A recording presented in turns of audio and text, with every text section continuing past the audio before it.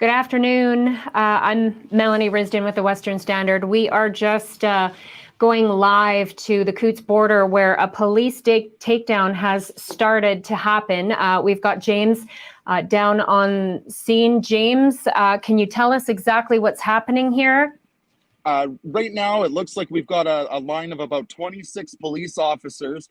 And I don't know if you can see them behind there, but there's a whole lot more just past the blockade. They have been making their way truck by truck so far. I've seen about 5 trucks leave the area and head north towards Milk River. Back further here now where the police are. We are just north of the scales, just north of the border, about 2 kilometers. And they're going truck to truck and talking to the truck drivers. They are taking video, and I haven't seen them make any arrests yet. It looked like the first truck that they approached, they were going to arrest the driver. That didn't happen. The driver left and is now headed north towards Milk River, but it looks like he stopped a little bit further down.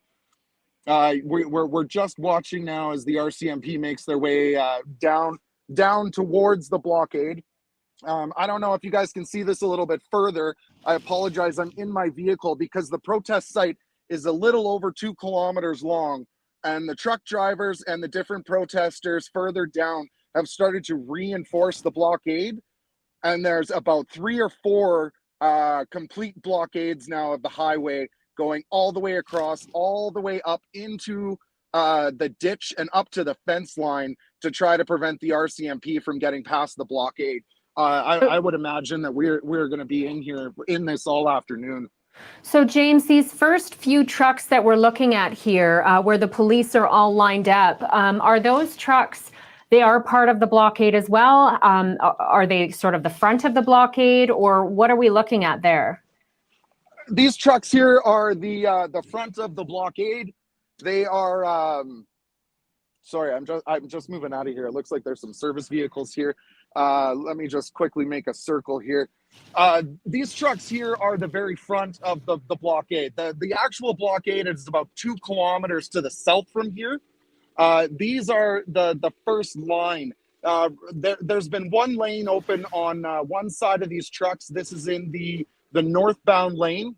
Mm-hmm. They've left 1 lane open. These guys are currently in the left lane. The right lane is open. The Rcmp is going truck by truck, working their way back towards the main blockade.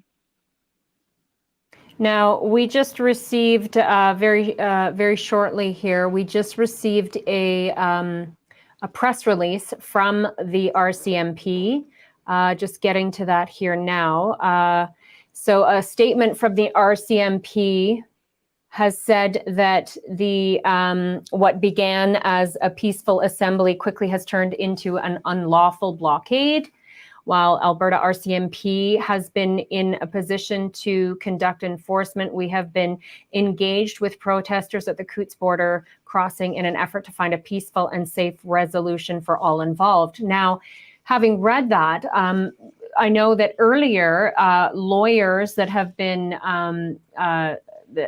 brought in to support the people involved in the blockade, the protesters, they were going to be engaged in negotiations with the Rcmp. Has that happened? Has any negotiations happened yet? So the last I heard, the lawyers met with the truckers. They had a good meeting this morning. It was productive. After that meeting, the lawyers went to go talk to the Rcmp. Now, I haven't been able to follow up with the lawyers since then. I was updating Corey Morgan for Triggered this afternoon, and this all just as soon as Triggered was over, this all started to happen. Now, some locals had gone down to the blockade to try to get a fuel truck through earlier. Some local businesses were trying to get fuel through. They were concerned that the Coutts County snowplow was running low on fuel and needed fuel. Some locals went down to get some fuel trucks through. I don't know if you guys can see this. I'm sorry to cut that thought off, but there is now currently farm equipment and personal vehicles that are going around the original police barricade and coming in here. There is tractors going through the ditch. There is big rigs coming around the highway and going through a secondary police blockade now. There's more vehicles coming in here. It looks like the original police checkpoint. It looks like citizens have just said that's enough and have started going around it. There's a full tractor coming down the ditch now towards the RCMP. They're coming from everywhere. There's another 50 vehicles coming in here now. Now, James, where is the original checkpoint for the RCMP that have been stopping people from joining the protesters? Where is that? I believe you said that was just south of Milk River? It's south of Coutts. It's north of Milk River, about 2 kilometers. It's south of Coutts by about 15 kilometers.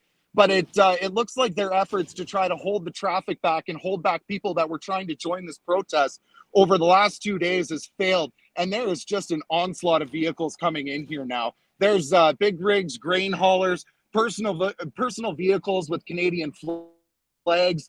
There's farm equipment coming through here now, and they are not slowing down. It looks like for at least another kilometer, there's more vehicles coming in here, and the RCMP have just decided to just let them through, and they're getting past me here now, and they're actually taking up position. I'm going to move just to the south here. I don't know if you can see this out my window. It looks like now they are setting up secondary blockade lines. There's actually 3 blockades here now from the scale back to the actual main blockade itself at the entrance to the village of Coutts. I just saw a helicopter go by there as well. Are you noticing that they are sort of monitoring the area from above? Has that been happening most of the day? Have you noticed? The helicopter's actually been here since the start of the protest on Saturday. And the helicopter, that's been one of the sticking points for the protesters. They haven't been happy about the helicopter.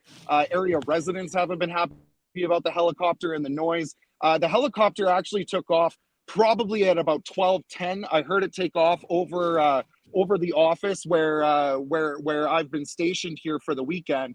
And there was a couple of loud noises. We heard a couple of bangs, and then we heard the helicopter take off.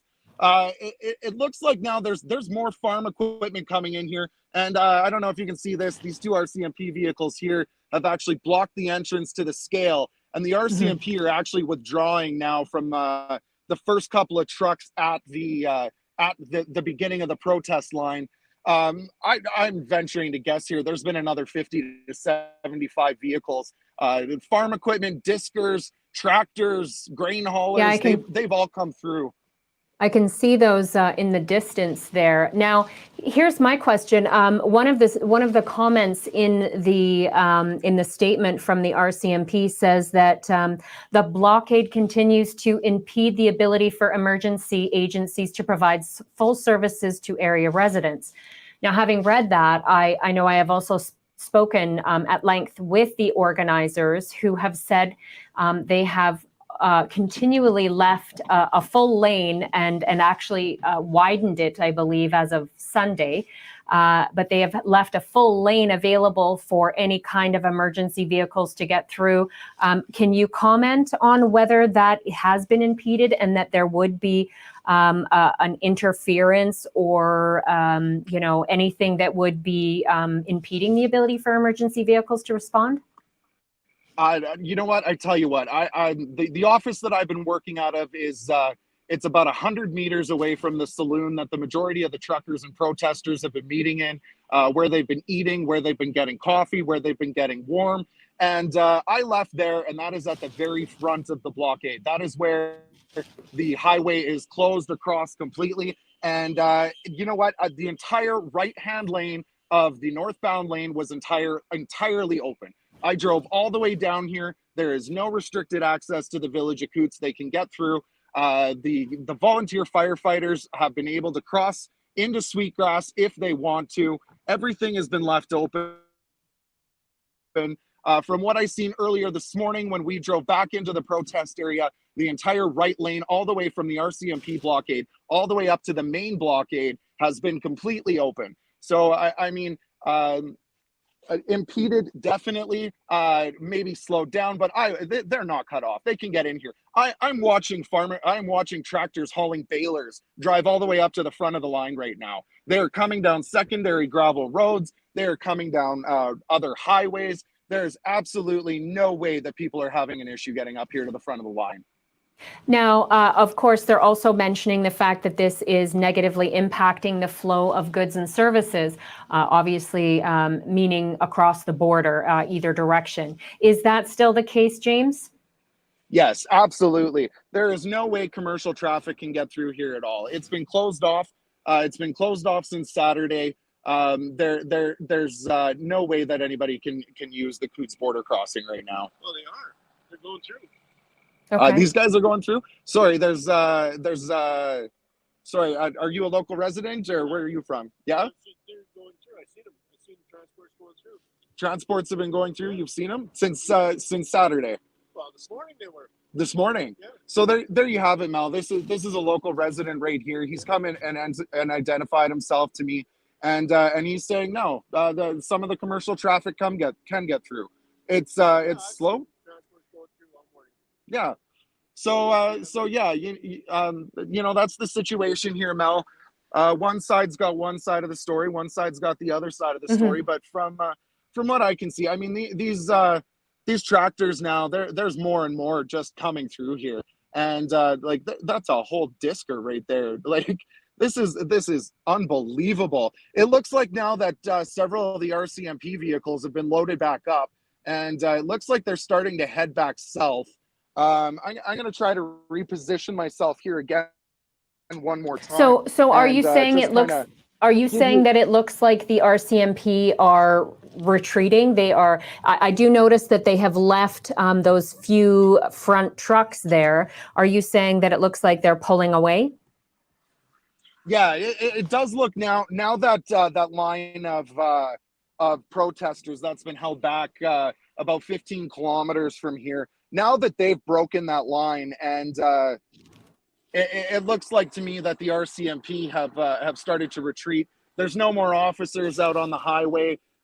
This truck here was the last truck that they were at, and they've withdrawn from this truck. The driver is still in his truck. He's not moving.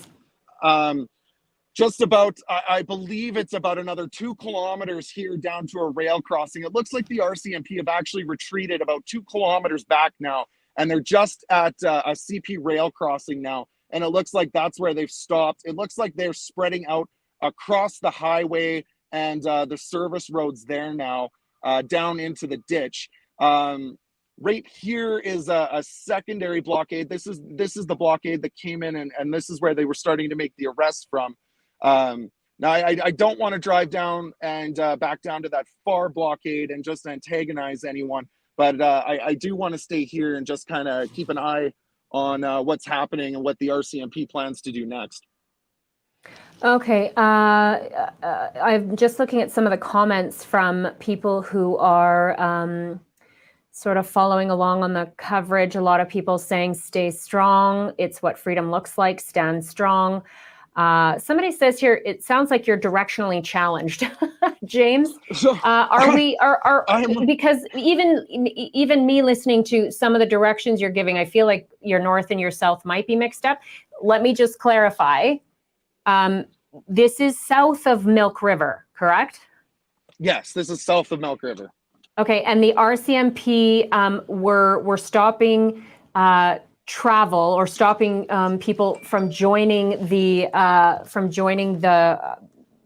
protest just south of Milk River? Yes. Okay. Yeah, they were about 2 kilometers south of Milk River and 15 kilometers north of Coutts. Yeah, so I think in there somewhere we got a few north and souths mixed up. Yes, this is south of Milk River, but my understanding is this is sort of just. It's not. It's right where Coutts, the town of Coutts or the village of Coutts is just north of it. Is that correct? Where the blockade is? Yeah, the blockade is at the scale just north of Coutts. Okay. All right. Sarah says love and. Sorry, say that The again. area comes in north and south, but the border crossing actually turns and goes east and west before it Right. starts going south again on the American side. So it's kind of one of those situations where north is east and east is south kind of situation here. But Okay. Okay. So yes, we're so James, are you able to move a little bit closer to the blockade from like where to you are right now? Are you able to where the truck drivers are blockading, or the RCMP blockade? No, I think more so closer to the truck blockade. Yeah, let's. I'll make my way back up that way, and we'll show everybody what this looks like here. Actually, I'm gonna go straight down here through the ditch and just show you guys that this one lane's been open the entire time. Sorry, I'm holding the phone out the window as I drive here. So just in the last little bit, the RCMP or the protesters have obviously started to plug the holes and close the lanes that they left open to start with. So Okay, all so in this through is here, the blockade, and you are driving right yeah. through. So if you take a look right here, these trucks right here were not here about 5 minutes ago. These trucks Okay. have only recently moved in here. Up until about 15 minutes ago, or however long it's been now, this lane was completely open. There was Okay. access all the way through here. I drove right from the main blockade all the way up to the front. I can still get around this, no problem. It takes a little bit of some creative driving, but you can definitely get through it. Okay. Now we've got comments from people. Somebody saying Barbara is suggesting maybe we call the RCMP and express our support for the truckers. Another person here says, just because I'm against blockading critical infrastructure doesn't mean I'm against freedom. I just think this will hurt the movement. It's bad publicity. So somebody is sort of speaking out against the fact that this blockade is, in their opinion, not the right way to go. Let's see here. Yeah, peaceful protesting is legal. Stand strong, truckers. Now, having said that, I want to mention this in the RCMP release that we received just moments ago. They referenced this as no longer a peaceful assembly. So, you know, I have tried to reach out to the RCMP to get clarity on that. What has turned unpeaceful? I understand that this is blocking infrastructure, and this, according to the RCMP, is you know, the Critical Infrastructure Defense Act of Alberta, along with the Highway and the Traffic Safety Act, highway and rules of road regulations. I grasp that the blockade is affecting that, but what I would like clarity on is the word peaceful, how this has now not been peaceful. Have you seen anything, James, that would be characterized as unpeaceful? No, absolutely not. These guys have been peaceful. There's random outbreaks of people singing "Oh Canada." I've seen truck drivers bring loudspeakers out and play Air Canada over their sound system. There's been plenty of praying, lots of thinking, lots of community support, lots of hugs, lots of positive attitudes. I haven't seen anything that would say that this has become violent or anything but a peaceful demonstration. Now, James, would you be in a position or comfortable being able to head the other direction and go towards where the RCMP might, you know, where they might be set up, or where they might be sort of gathering at this point? Are you able to go that direction, or? I'm just right where it looks like they've taken. This was where their position was when they started to go truck to truck and begin to make arrests. They have another position just beyond it, about 2 kilometers to the north, at a CP train crossing. I don't know that I should get any closer. Okay. I don't want to impede them if they decide to come in here.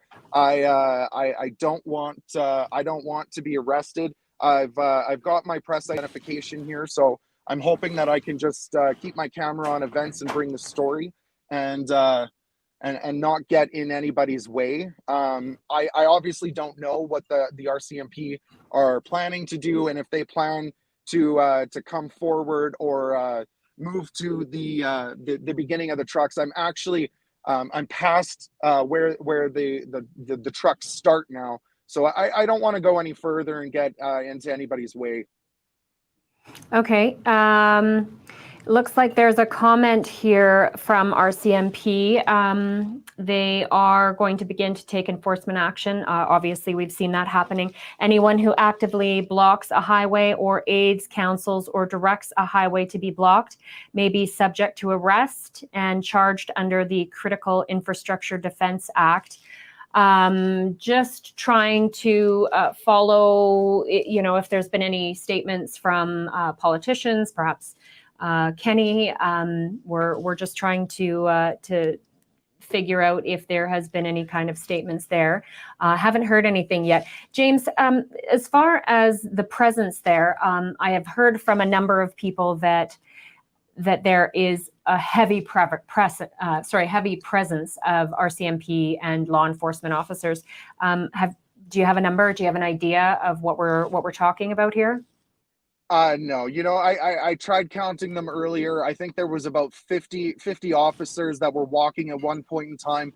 They've all gone back now into their vehicles, so it would be hard to get a count.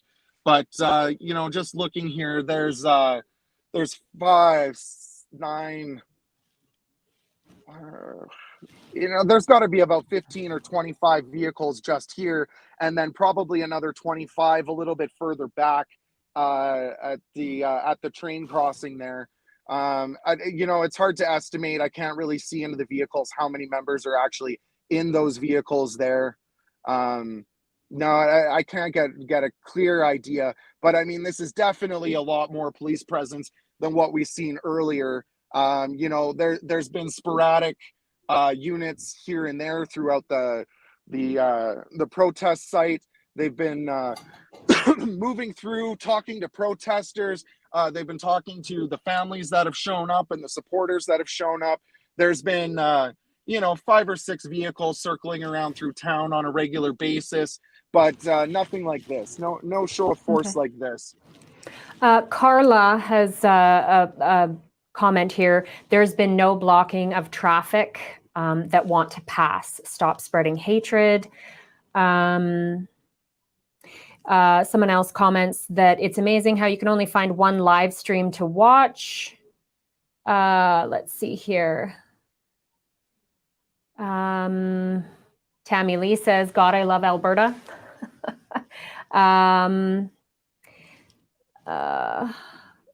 Okay, so Dale says, nice, RCMP, they pulled a fake to see what the protesters will do. I'm thinking they now know who's committed. So yeah, and as you said, James, just as for anyone who just joined us, just as the officers came in force to the beginning or the front trucks of the blockade, there was a massive convergence of farm trucks, farm equipment, tractors, things like that. That sounds like they got past a blockade that the RCMP have set up just north of the blockade. And it sounds like, James, that there have been a number of groups coming to join the blockade that the RCMP have been restricting from being able to get to them. And there's a number of areas where I hear those barriers have been set up by RCMP. One just south of Milk River, and again on Highway 500, or the 500 as we refer to it. Do you know anything about those blockades? The Milk River blockade has been there for basically since Friday. It started out as an information thing. They were just telling people that there's a protest ahead and that the roads were closed. And they were letting people go by who wanted to come and join the protest. Yeah. Now that changed on Monday. On Monday, they basically restricted access into the village of Coutts for the village of Coutts residents only. And basically, what I was told when I crossed through there, it was for local residents and press only, that they were letting through at that blockade at that particular point. Now we only really knew about the original, or the first blockade on Highway 501 and or 500. And that blockade only had about 8 trucks at it last night, and the RCMP did negotiate with the truckers and let those vehicles in here. Now, they didn't. There was a secondary group of trucks that the truckers did not know that there was a secondary blockade on Highway 501. And those trucks were not allowed in last night. And that did cause a bit of tension between the RCMP and the protesters last night, as there was some food and some medication in those vehicles last night that they thought were going to be delivered. And that ended up not happening. Now, I was with the drivers when they talked to the RCMP last night. They all chalked it up to a miscommunication, and they said that they would readdress things again in the morning. Now, they originally did have a scheduled meeting with the RCMP at 8 o'clock this morning, and the RCMP did not make that meeting. I would suspect that that was due to the protesters retaining counsel, and I believe the RCMP was waiting for their counsel to arrive to begin a dialogue with their counsel. Is there any way, James, that you can get back into, head towards the blockade, and perhaps there might be some people we can talk to? If you can get a little bit closer, we can perhaps hear from somebody who's made it in, who recently got sort of past those RCMP checkpoints and have joined. You know, if there's any chance that you can get up closer and speak with somebody. Yeah, let me let's go down in through here. There's looks like there's a line of protesters just over here. I'll make my way over there and see what we can hear from them.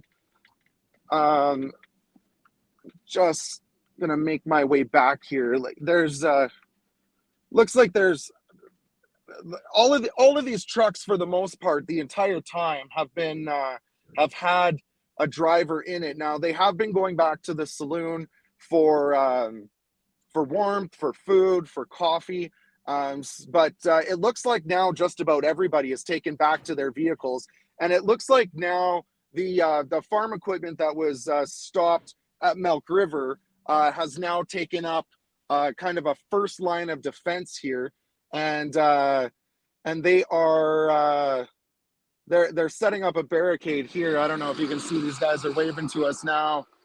And let's see what's going on. You guys want to give us an update on your way by? Just live with the Western Standard right now. Well, the update is that there was a convoy that was held up, and they managed to get through, and they've showed up with reinforcements. All right. Pretty straightforward update. Other than that, I think we need to keep the updates and communication through our lawyer chat. All right, sounds good. Thank you very much for that.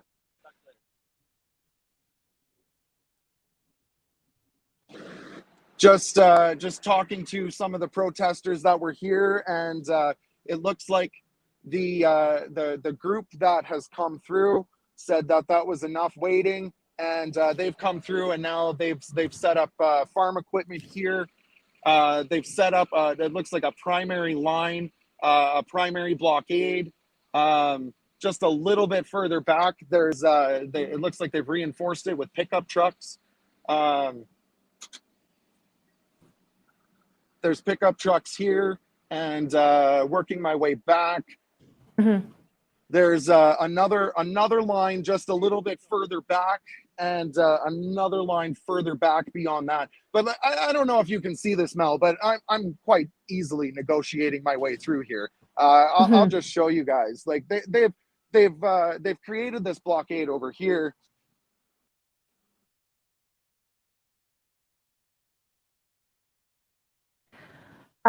James, we may. Are you there? Oh, I can see you're there now. I was just going to mention too. We had a story earlier about tow truck drivers and companies throughout southern Alberta, tow truck companies that were being contacted to supply tow trucks to come and it sounds like support the RCMP in an effort to eventually haul vehicles out of the blockade. I spoke with a number of tow truck companies in southern Alberta, including Calgary, Medicine Hat, and Lethbridge. And it sounds like a lot of those tow truck companies don't want to get involved. I mean, they're speaking about the fact that they service this community. They service a lot of these truckers. They service people in the community that are supportive of the truckers and the blockade. So they feel like they're sort of between a rock and a hard place. Having to decide between the call from the RCMP to participate. Versus the fact that they are going to be sort of, hauling off people within their communities. So there's been a lot of pushback from some of these companies. I know I spoke with one worker from a tow truck company in southern Alberta who didn't want to be named, was afraid of the negative sort of feedback that would bring onto their company because they have contracts. They have contracts with a lot of these, community trucking companies and whatnot, and feel they would be losing copious amounts of business if they were to go in and start hauling off some of the vehicles from the blockade. So it sounds like there isn't a huge amount of tow trucks down there. I know yesterday we saw more tow trucks, but I know some of them were from Citywide Towing in Calgary. And in speaking with them this morning, they had no intention of sending trucks. They didn't comment either way, but just said they were busy enough within the city of Calgary that they didn't have any trucks to spare to go down south. So are you seeing much for that kind of activity there? James, do we have you back? Yeah, sorry, I just lost cell phone signal there for a bit. I've got signal again here. I am talking to some of the protesters who came through that Milk River blockade, and they're telling me that they were held back there for a bit, and then they said that's enough, and they broke through and they joined here, and they're just taking up defensive lines. The overwhelming attitude here is that they've got counsel. And they want the communication to go through the council. So there, not too many people want to do any video interviews right now. Just they want to make sure that their lawyers are the ones that are involved. So we're making our way through here and just kind of getting some pictures here. It looks like there's more equipment. I can't be sure, but it looks like they're going to plug up the scale here now as well. I don't know if you can see this, but there's more equipment moving in here. So they've got equipment all the way across the highway and all the way across the scale now. Just about, this has to be about a kilometer from the main blockade there at the village of Coutts. Now let's talk about the legal counsel that has been secured for the protesters that are engaged in the blockade. It sounds like there are 2 Calgary lawyers that have been brought in and are being crowdfunded by independent media Rebel News, as well as the Rebel News owner, Ezra Levant, and they are going to be doing the crowdfunding for this. There's also a GoFundMe page set up for the blockade and for the protesters to help with supplies, food.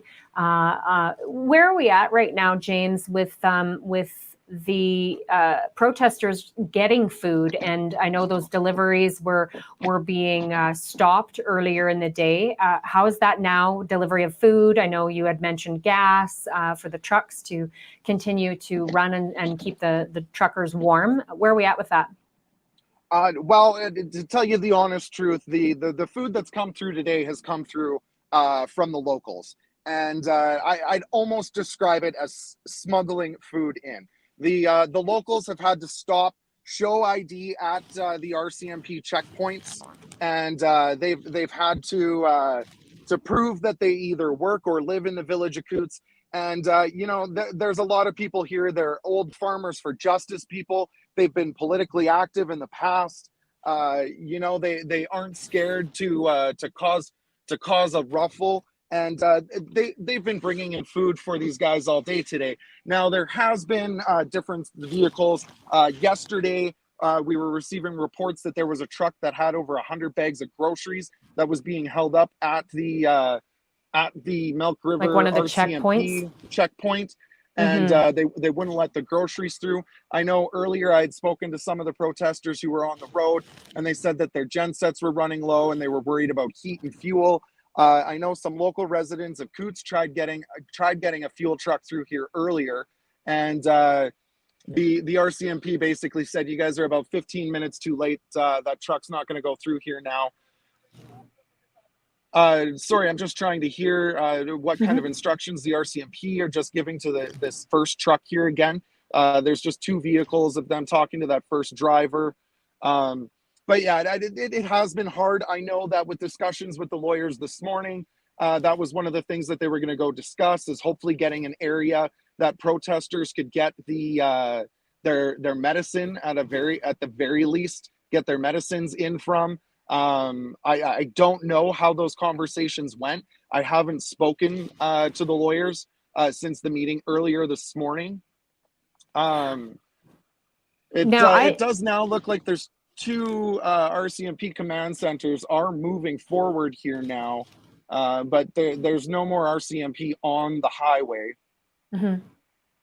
Now, when I spoke with organizers this morning, we had mentioned that there seems to be sort of this disagreement from one side to the other. So according to the organizers that I spoke with this morning, it was the RCMP through some negotiations that happened last night. It was the RCMP that did not follow through with things they had promised within those negotiations.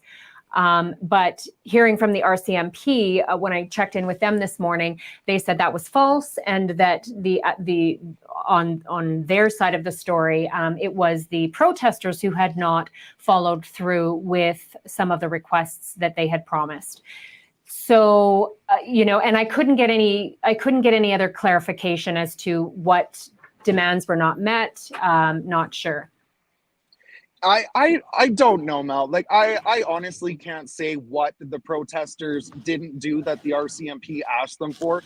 I know that they wanted a clear lane of access in and out of here, or in and out of the village of Coutts. And I can tell you that there was the right-hand lanes were open going into Coutts and leaving Coutts up until the RCMP started moving in here. I know that the clearing of the trucks and the open lanes happened last night. Because when I left the protest site to go sleep last night, we were able to drive out. The right lane was clear all the way through, and that happened after the protesters called the RCMP back and said, "Well, you didn't let everybody through the blockade."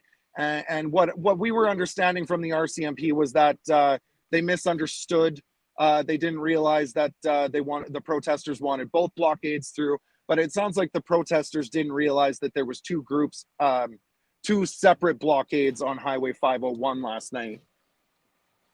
Now, James, again, you're mentioning that nobody seems to be willing to chat with you or update you. Is there you can't get any closer and speak to anyone right now? No. So part of what happened during the meeting this morning with the lawyers just told them, the media is here. The media can be your friend. The media can be your enemy. And any video, any pictures, anything will be used against you. It's not can and may be used against you. It will be used against you. It'll be used to identify you. It'll be used to identify your businesses. It'll be used against you in court. So a lot of the protesters just aren't willing to do video or pictures anymore. They will still talk to me anonymously. They will talk off the record. They want their message to get out, but they don't want to make anything worse for themselves at this particular point. And they're obviously following the advice of their counsel. I don't know if you can see this now, but the RCMP are starting to work their way back here again. They're back at this first truck. The driver of this truck, it looked like he did vacate earlier. The RCMP or the police were talking to him, and he began walking backwards. He's actually walking back towards, I guess, the first now blockade that's there, and now they're just approaching the second truck here. I don't know How many if the police second are truck there? is occupied. It looks like there's quite a few, perhaps close to 10 or a dozen. How many officers are there? It looks like there's about 22 or 23 officers here now that are Okay. making their way back. They're walking back and checking the trucks. I don't think there's anybody in this truck here, but they're stopping at this truck. I believe they're checking to see if anybody is in this truck right now before they make their next moves. Now, James, how far from I don't know if these you can see two? this up here, but Yeah. just the first the officer that's approaching this blue-green truck here, they just have an absolute mass of plastic handcuffs here. So it appears that their intentions are to start making arrests. They just checked this first truck here again to see if there was anyone in there, and they've stopped here at the second truck. Okay. Now, how far from the actual blockade are these two trucks parked here? There seems to be a bit of distance, right? Yeah, from the actual entrance to the village of Coutts, where the main blockade is, I would have to say it's about a kilometer. I think it's about 800 meters, actually. Okay. Now, in listening to some of the conversation with the lawyers this morning, you were part of those meetings. What are they instructing? I mean, I get it. They're telling the protesters not to talk to media, to be careful what they say, because it can be held against them. But what other things are they suggesting to the protesters as far as getting to the end of this? Well, they told them, do not resist arrest, identify yourself, comply with the police demands, don't dig yourself into a deep hole. They were, the conversations this morning seemed positive. It seemed like there was going to be some negotiating. I felt that the protesters were willing to give a little and not remain a complete and total blockade. I think they understand that public opinion isn't going to stay on their side as long as they're just dug in and they don't move. But they've also been firm that they want the vaccine mandates lifted and they want the vaccine passports gone. They've said that they're not comfortable with this intrusion into their lives anymore. They don't want to have to present their personal medical information to a restaurateur or a bar to sit down and have a drink. Truckers have had it hard over the course of this. The original lockdowns, we heard reports that truckers were having to go in the washroom and ditch and completely unable to shower for days because they couldn't get access to truck stops. They couldn't get access to restaurants. They couldn't get access to bathrooms. And these vaccine mandates have essentially brought that back again. And I think that they feel dehumanized. Well, we've got a comment here from Linda on Facebook. She says, glad to see the farmers joining in. Maybe Kenny should go and meet with his constituents and start to listen to the people of Alberta's concerns. Shalane says, hold the line, guys. You have thousands of people behind you in Alberta. The world is watching, truckers and supporters, from Jennifer. Close all borders is another comment from Roith. Looks like much love to the truckers. A lot of outpouring of support here on social media. Keep it up. That comes from Quebec Sucks. That is the poster's name. Stand strong, stand long, stay free from Gord. All the best. Support from Hungary. We've got somebody posting from Hungary right now. shared on holding MLAs accountable. That is a Facebook group that has that basically has a lot of members that are reaching out to their MLAs and communicating on a regular basis, trying to communicate the concerns of Albertans.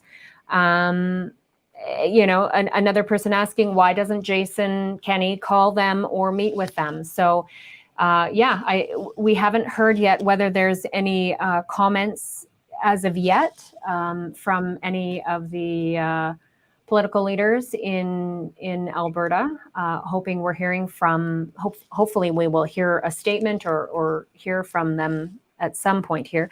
James, you're still there, and the police are still, they're still in the same spot there with those two front trucks.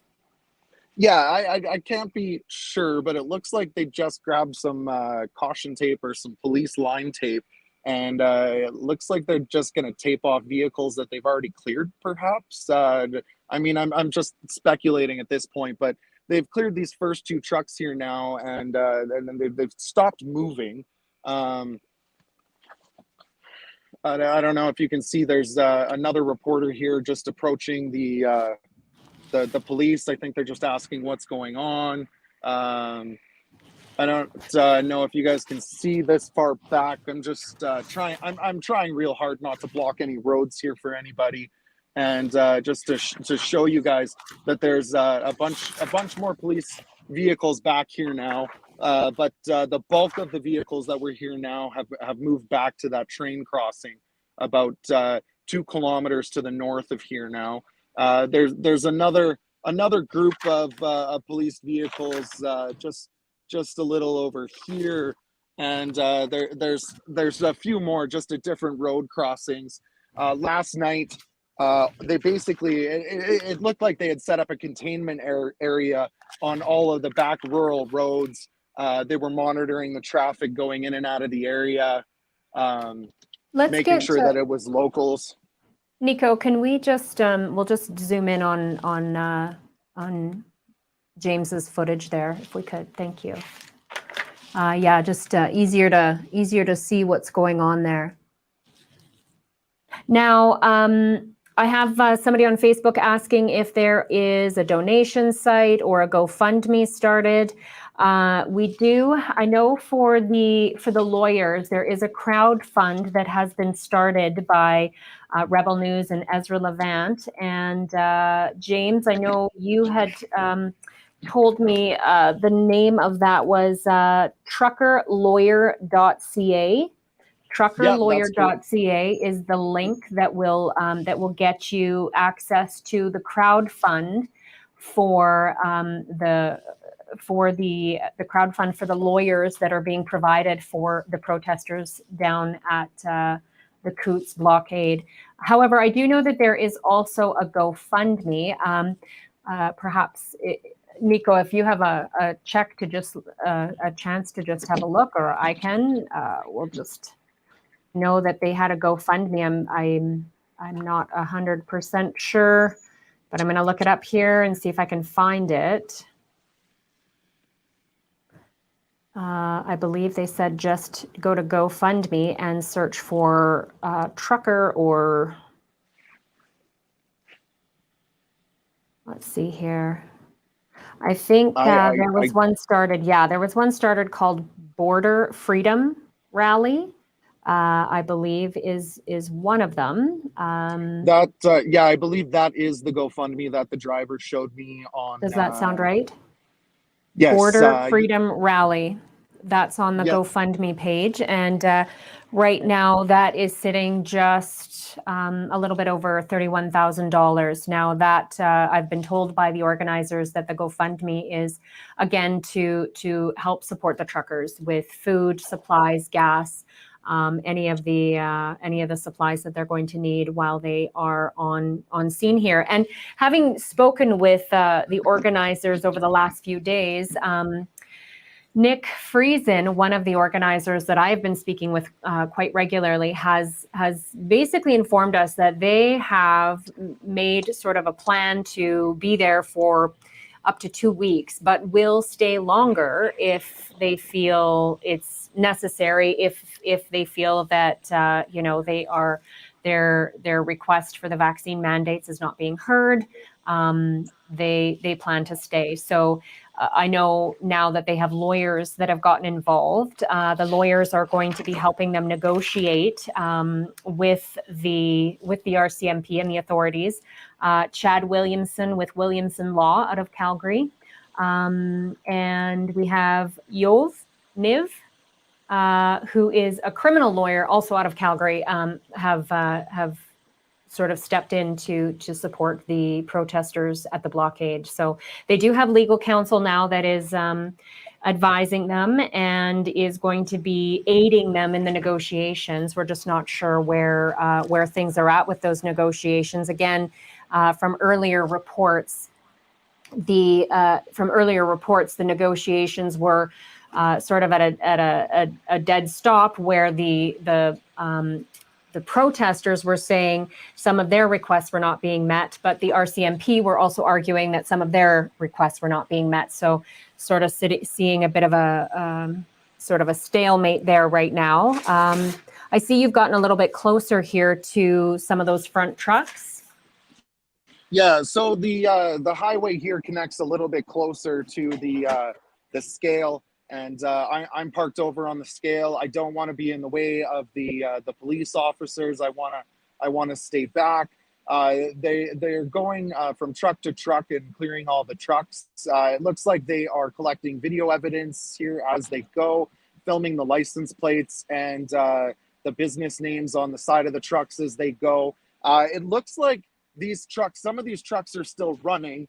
Now, I don't know if any of them are still occupied, as it looks like some of the protesters have exited their vehicles and began making their way south towards the main blockade. So the RCMP are just now going truck by truck, making sure that they're empty.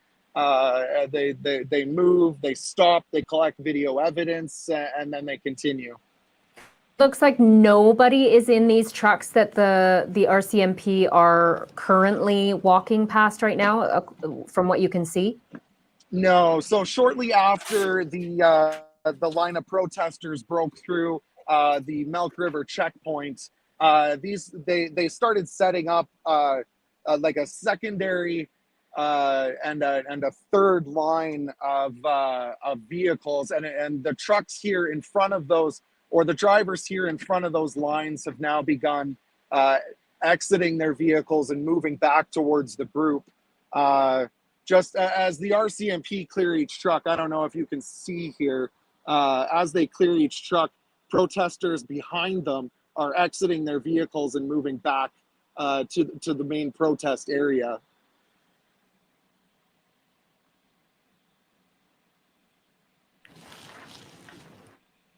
Yeah, just having a look here. Okay.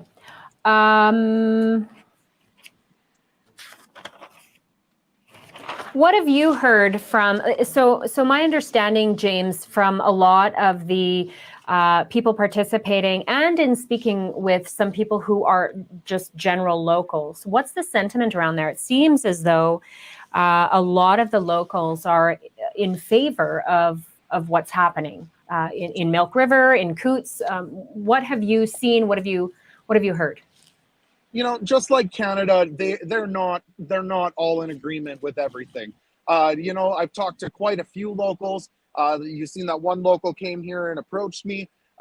They've been in the large majority of them, I would say, have been in support of what's going on here. Now, there are a few that have had some concerns, and I know that the protesters have done their best to address the concerns.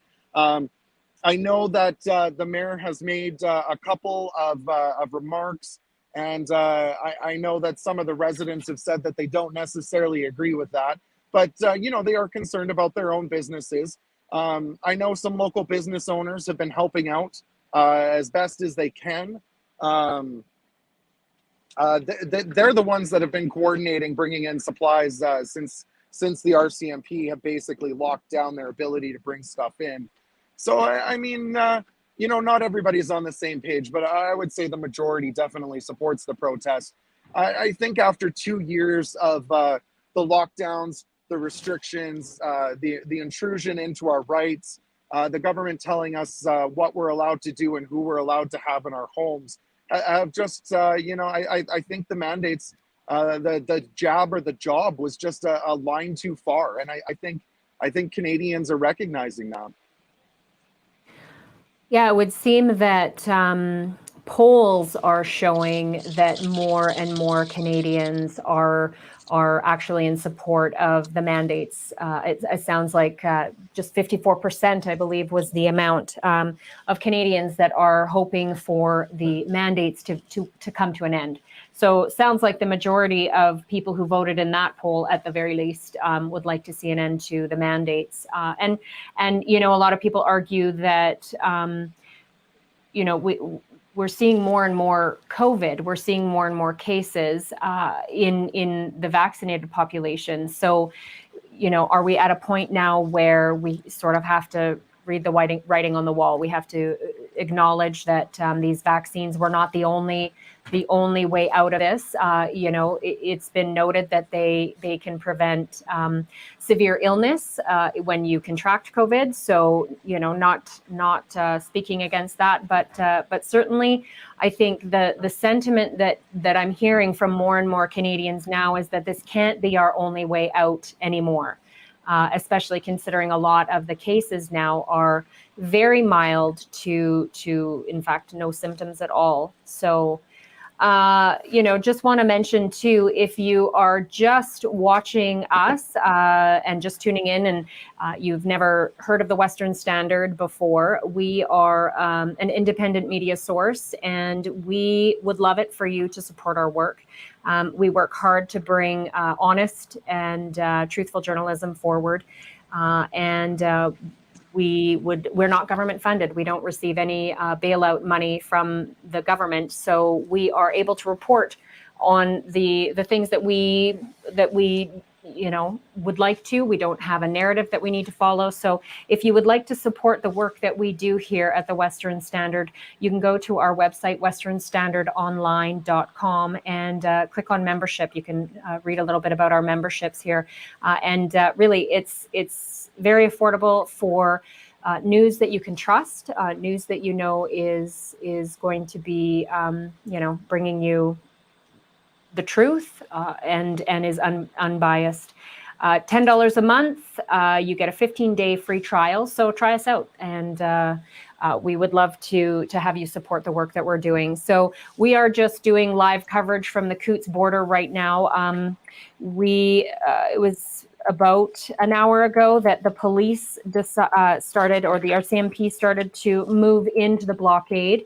And we're coming in with quite a large number, and they are still at some of the vehicles in the head at the front of the blockade. So this is what James is showing us now. We're just checking it out. It sounds like there are no drivers in these vehicles at the moment. They are just parked there. Rcmp are there filming the trucks, identifying information from them, perhaps recording their license plates. And what else can you tell us, James? It seems like they sort of keep moving a little bit forward. How many trucks are in a row here that they are investigating, they're sort of set apart from the blockade? You said about a kilometer away from the blockade? Yeah, these trucks here are about a kilometer away from the main blockade. There is a couple of secondary lines here now that have formed just in the last hour. Essentially, the truck drivers are exiting their vehicles and moving back as the Rcmp advance. I don't know if you've seen it here, but just in the last minute or so, I would say about another 25 to 50 Rcmp members have come from the back of the line, and they're moving forwards. They're clearing one truck at a time. They are taking video. They are checking in the trucks to see if there's any protesters in there, and then moving backwards.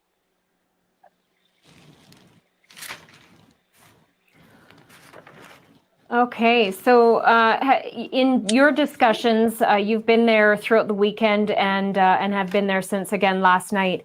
in your discussions with the organizers and those participating in the blockade, how long are they there for? What do they need to see before this comes to an end? You know, since day one, they said that they are here until the mandates are gone. They plan on staying. They have said that they are ready and prepared to stay for weeks. They are prepared to stay for months. They are prepared to stay until all of the mandates were lifted and society returned to normal. Are the truckers expecting to get the supplies that they need in order to keep their trucks running and stay warm through the night, the food that they need? I don't know anymore, Mel. I know that earlier in the day there was some hope that supplies were going to be let through. That now that the lawyers had arrived on on site, that there would be some give and take, both from the protesters and from the RCMP, and some good dialogue with the government. It doesn't look like that's happening. Obviously, I can't. I don't have a crystal ball. I'm not sure what's going to happen as this line of RCMP moves back to the main protest area. Just a little bit further down here, I'm sorry, it is snowing, it is cold. There are some truck drivers, they're exiting their vehicles there, and they are moving backwards down the protest line. It looks like they are all moving back to the main protest area, I guess we can call it. But no, for now, I don't know. I don't know what happens when the RCMP and the protesters converge. You know, it's one truck at a time, it looks like here. Mm-hmm. Any chance that you can get a little bit closer again to those that are still sort of occupying their trucks?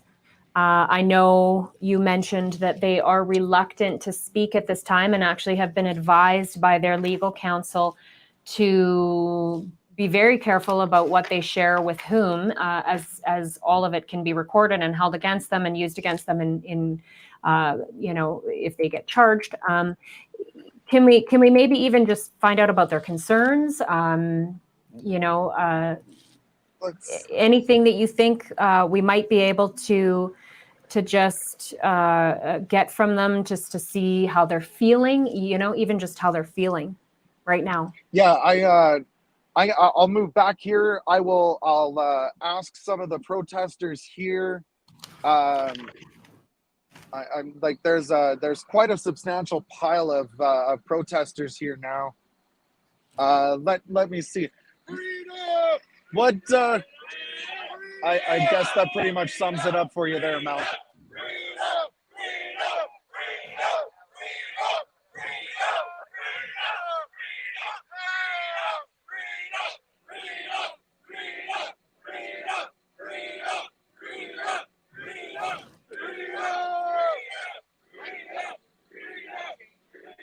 Yeah, there is an overwhelming amount of support coming on our Facebook comments here right now. Yeah, there's yeah, if there's any chance we can ask how they're feeling, if anyone's willing to share what they're feeling right now. Let's see here. I'm far enough back here now. Let me hop out. You know, you're gonna have to excuse me. I'm going to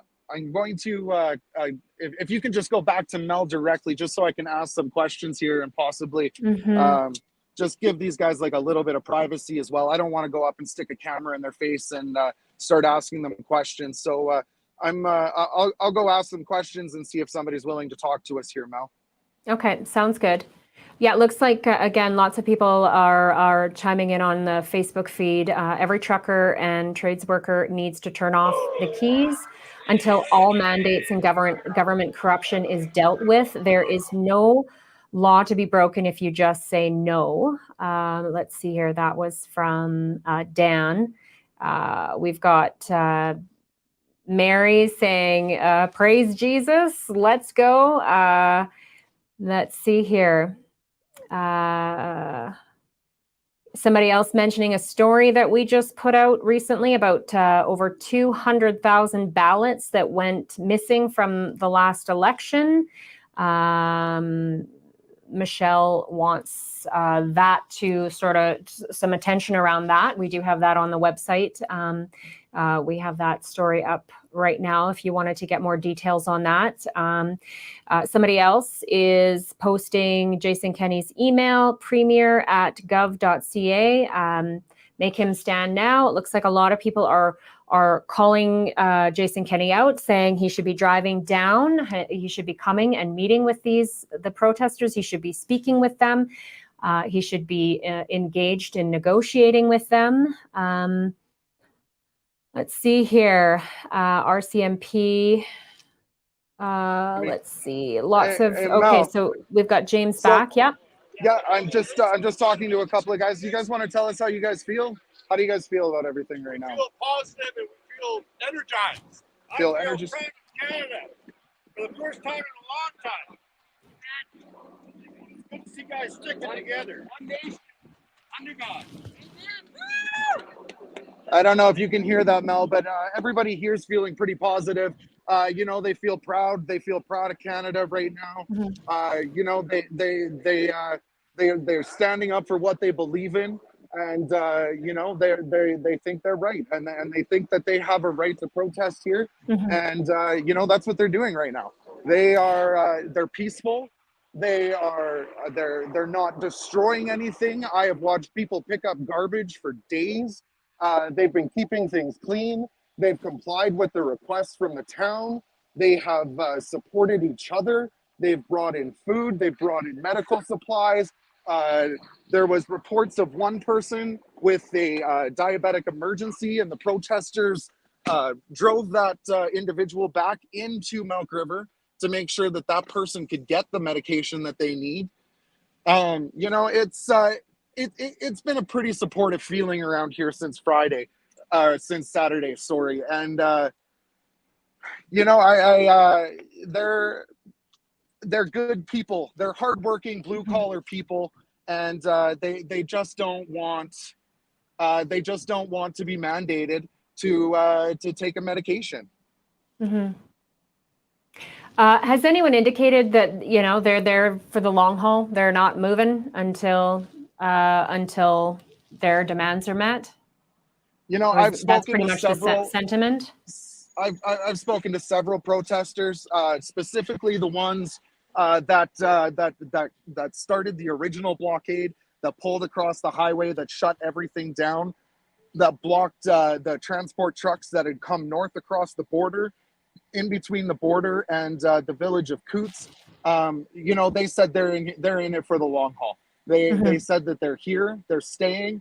They said that they would be taken out in handcuffs. This morning, many of the protesters said that they are, if you're charging one person, you're charging us all. They want their day in court. Looks like the police the RCMP are still sort of slowly making their way up, truck to truck to truck, getting a little bit closer each time to the actual blockade, and how far are they now from the sort of gathering of protesters? So that gathering of protesters that I just went and talked to there, they are not far now, but the protesters are on the scale site here, and the RCMP are still making their way down the highway. So I don't know if you can see here, but here's where the RCMP line is here, and if you go straight across, just across this the area where the truck parking here at the scale, that's where this is actually a lot of these guys that are here. These are the farm equipment that broke through at the Milk River checkpoint. That's this group here that we were just talking to. There's the drivers here have been hopping out of their vehicles as the RCMP work their way back down this line.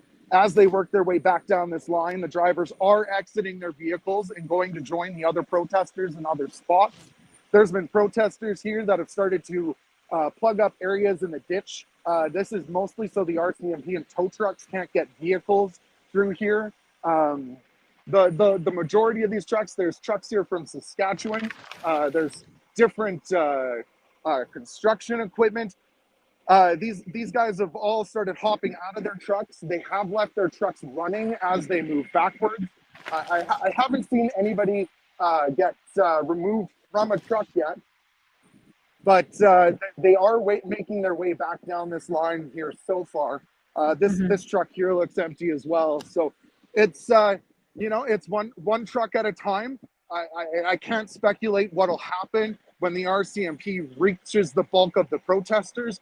It looks like behind this primary line here, there's still protesters back that have set up a couple more positions, at least 2 more full kids. And I don't know if you can see this very well, but if you take a look through here, there's even it looks like there's protesters and other media that are lining the road in the ditches, but like this tractor here has just dropped the disc all the way across the highway. It's completely impassable. So I don't know what happens as these guys continue to move. The RCMP are still moving backwards. Now, James, having said what you just said, is there going to, with what you said was just dropped across the highway, is there going to be an issue then for emergency vehicles to get through, which is one of the main concerns and requests of the RCMP? You know what? I am not entirely sure, because there is another entrance to town. There is a gravel road that goes into town. It does cross some private property that has been causing a sticking point with community members and with the RCMP. There has been some conflict there. I tried to talk to that property owner earlier. She was not interested in giving an interview. She just gave me a couple of statements. And I don't see that road has had its access blocked, but I can't confirm that from this position, and I'm not sure that I can get back that far, as the RCMP have kind of they're moving up behind the protest, or as they're clearing vehicles. It looks like they're moving forward here as well. Okay. More comments coming. Jade says this is about freedom. Bill says thank you, truckers. Kathy says stay strong. Let's see here. The government has waged war against its own people. What else do we do? Says Laura. Sorry. Yeah, go ahead. Now, there has just been a development here. The protesters that were just in front of the farm equipment over where we were just interviewing them, they are now moving, and they are blocking the highway just behind these trucks here. Physically, so like they're with their bodies, or are you like, are they, what are they? Right now, Okay. they have just moved into this area here. So actually, the RCMP, it appears, have withdrawn a bit. So let me just move out here.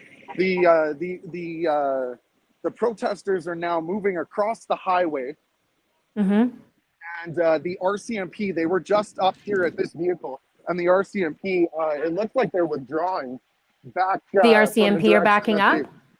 They've withdrawn from the original direction that they were coming from. Okay. And the protesters have now started to spread across the highway. So Any chance you can ask somebody what their goal is right now? Any chance you can try to get a comment from somebody, what they're hoping right now, why they're moving forward, why they're coming to this area? Let's see. Looks like the RCMP might be going to go steal my vehicle, maybe. No, they're actually just 2 RCMP are now approaching the crowd that's moving across the highway. So as the protesters took to the highway, the RCMP actually withdrew and moved back, and now it looks like just 2 regular members are walking out the protest area. Just over here. Let me see. So those are the officers there you just walked past, correct? Those are the officers? Yeah, just these two now. The Okay. other group's withdrawn, and just these two have walked over. Why the move over to here, guys? Just to hold the line. So that's it. They're saying that the RCMP is here to intimidate them, and they're going to hold the line. They're moving over in front of the line that the RCMP was taken, and they're now stretching out across the highway. Okay. And yeah, it looks like they're here across the highway, and the RCMP is completely withdrawn. Well back to the first trucks that they've cleared. They're now back past that area. James, you're breaking up just a little bit, but we can still hear you. Are you seeing other media there covering this right now? I don't know if you've seen them, but there's two rebel reporters that are right up here with me. They arrived here on Monday.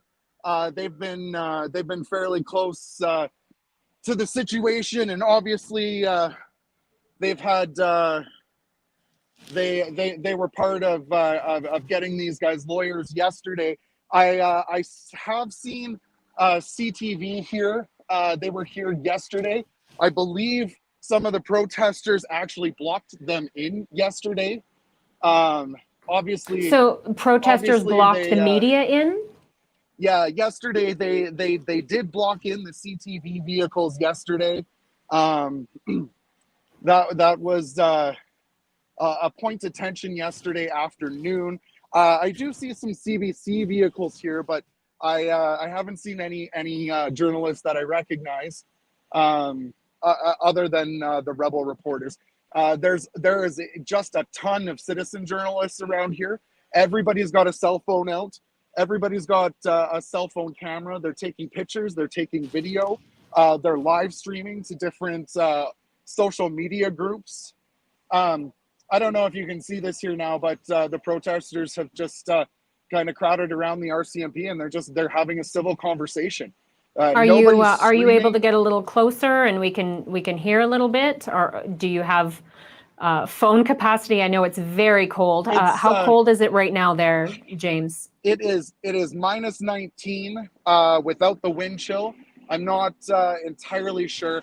The biggest problem that we're having right now is actually cell phone service. Yeah. There is one cell phone tower in this area, and there are a lot more people than this cell phone tower was ever designed to handle. So we've just had some service issues dropping out. That's why the phone was cutting out there. You can see that they're still moving in more farm equipment here to block the line to stop from more equipment getting in here. I'll make my way over and see if we can get some of this conversation between the protesters and the RCMP. These guys are stinging. These guys are saying we're not going to be intimidated. Nobody's yelling, nobody's screaming. They're not fighting with the RCMP. For the most part, these people really respect the RCMP and the job that they have to do.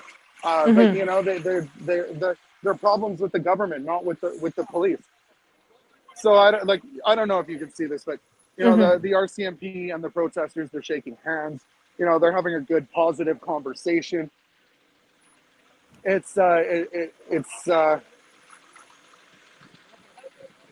Yeah, I definitely think the optics of this is that it is peaceful, and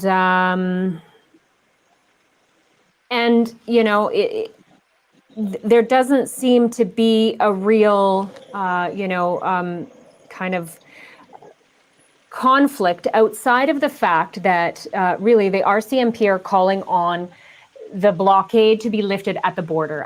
They're fine. They seem to be fine with protesters staying in the area. Even the mayor of Coutts has said they are fine with protesters staying in the area. But the point is that blockade is as far as the RCMP are concerned, is impeding, critical infrastructure and the transportation of goods and services across the border. Yeah, and you know, Mel, that was one of the conversations that was held earlier this morning. You know, the drivers have been talking together as a group. You know, they're making decisions as a committee. There's no one leader here. This whole group has been put together by like 3 or 4 different groups that all converged into one area. And when they got here, they shared a common goal and decided to move forward. And you know, one of the first things that they talked about this morning was that they know that they can't keep an international border crossing, the only 24-hour border crossing into Alberta, closed indefinitely. So they discussed that, and they knew that they were going to have to give, and they knew that they were going to have to move off of a solid no mandates or nothing position. But they were expecting some communication back, and they also knew that if they moved off of their hardline stance, that they would lose negotiating power. And that if they began to give before the RCMP and before the government opened discussions with them, that they would lose their bargaining ability. And it looks like, I mean, I don't know. I was confident this morning that negotiations would start, and there was talks of a rolling blockade, where northbound lanes would be closed for an extended period of time while southbound lanes were open, and then they would switch. And I got the feeling that they intended to move to hindering cross-border traffic and slowing down the highway, and would release a complete blockage. Now, I don't know what happened in those hours after those discussions happened earlier this morning. I had gone around to try to catch up with some of the residents, and prepared for triggered, and you know, just right before 1 o'clock, we heard the helicopter take off. It's a very small community. That helicopter taking off pretty much rattles every wall inside of the offices around here. And shortly after, the RCMP began making a line and heading towards the trucks. I'm gonna start moving back here a little bit now, Mel. There's the protesters now have talked to the 2 RCMP officers who came over to talk to them, and they're now moving back. They've actually moved back further than their original position here, but they do tell me that they're not scared. They don't want to be intimidated, and they are here for their freedoms. Yeah, it's you know, good that you say that. I've got a lot of comments from people. Forcing jabs is illegal. This is tough love. Stand strong, says Patsy. But I've got Angel here who says they need to move so truckers can do their job. So again, you know, in speaking with one of the organizers, Nick Friesen, who is a 20-year long hauler or cross-border trucker, he explained to me before all of this happened on Saturday. He explained to me that they understood that this was going to cause inconvenience for people. This was going to cause an issue for receiving supplies in Alberta, and they understood this. They understood that this was going to be a challenge for truckers who are not participating in the blockade, but felt that they had reached a point where they could no longer not act. They felt that, he explained to me that they felt their hands were being, they were being forced into having to make this stand.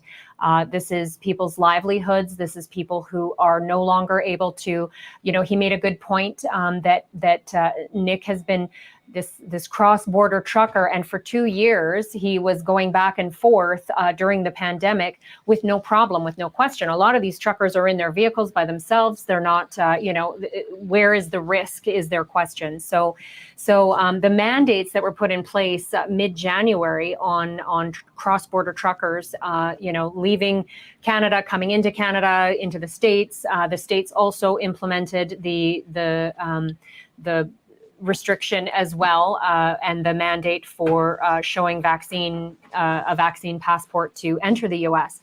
Has really impacted a lot of people, thousands and thousands of truckers across Canada and the U.S. And I know that some media or even some of our politicians try to minimize it and say, well, it's only 10% of our truckers, But we should also point out too that there are a lot of truckers that are participating in this blockade and that have done the cross Canada trek to Ottawa in the Freedom Convoy, who are fully vaccinated but do not believe in the mandates, do not believe that that people should not have the right to choose what they put into their body, and then have that be a consequence to their gainful employment and being able to provide for their families. So as much as we want to minimize and say, well, it's only 10% that aren't vaccinated, I think that there are a lot more people who are vaccinated and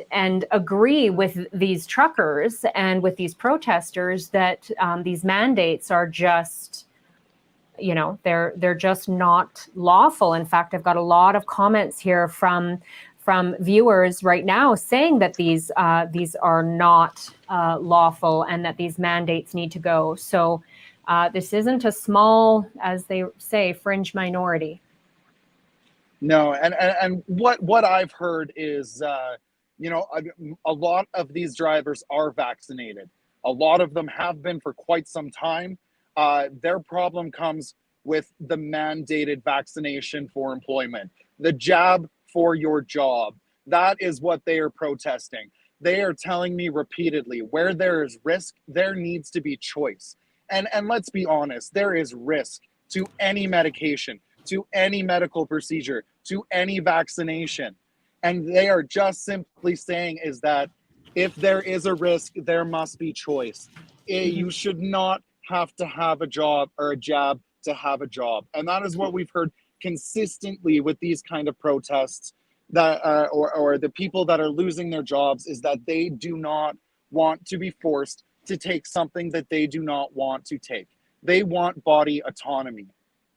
Yeah, and I think one of the other arguments that I've heard quite a bit too is the idea that even the exemptions are being ignored, whether this is, a religious stand and a religious belief, deeply held, that you do not put something like this into your body, or even a lot of the medical exemptions have also been ignored for, there's lawsuits happening right now as we speak, excuse me, for people who had medical exemption. And this is kind of the argument, is that most medicine is never a sort of a one size fits all approach. Everybody responds differently to things, and so to again approach the mandates as this is the blanket solution for everybody needs it, everybody must have it, whether, I know of people whose doctors have said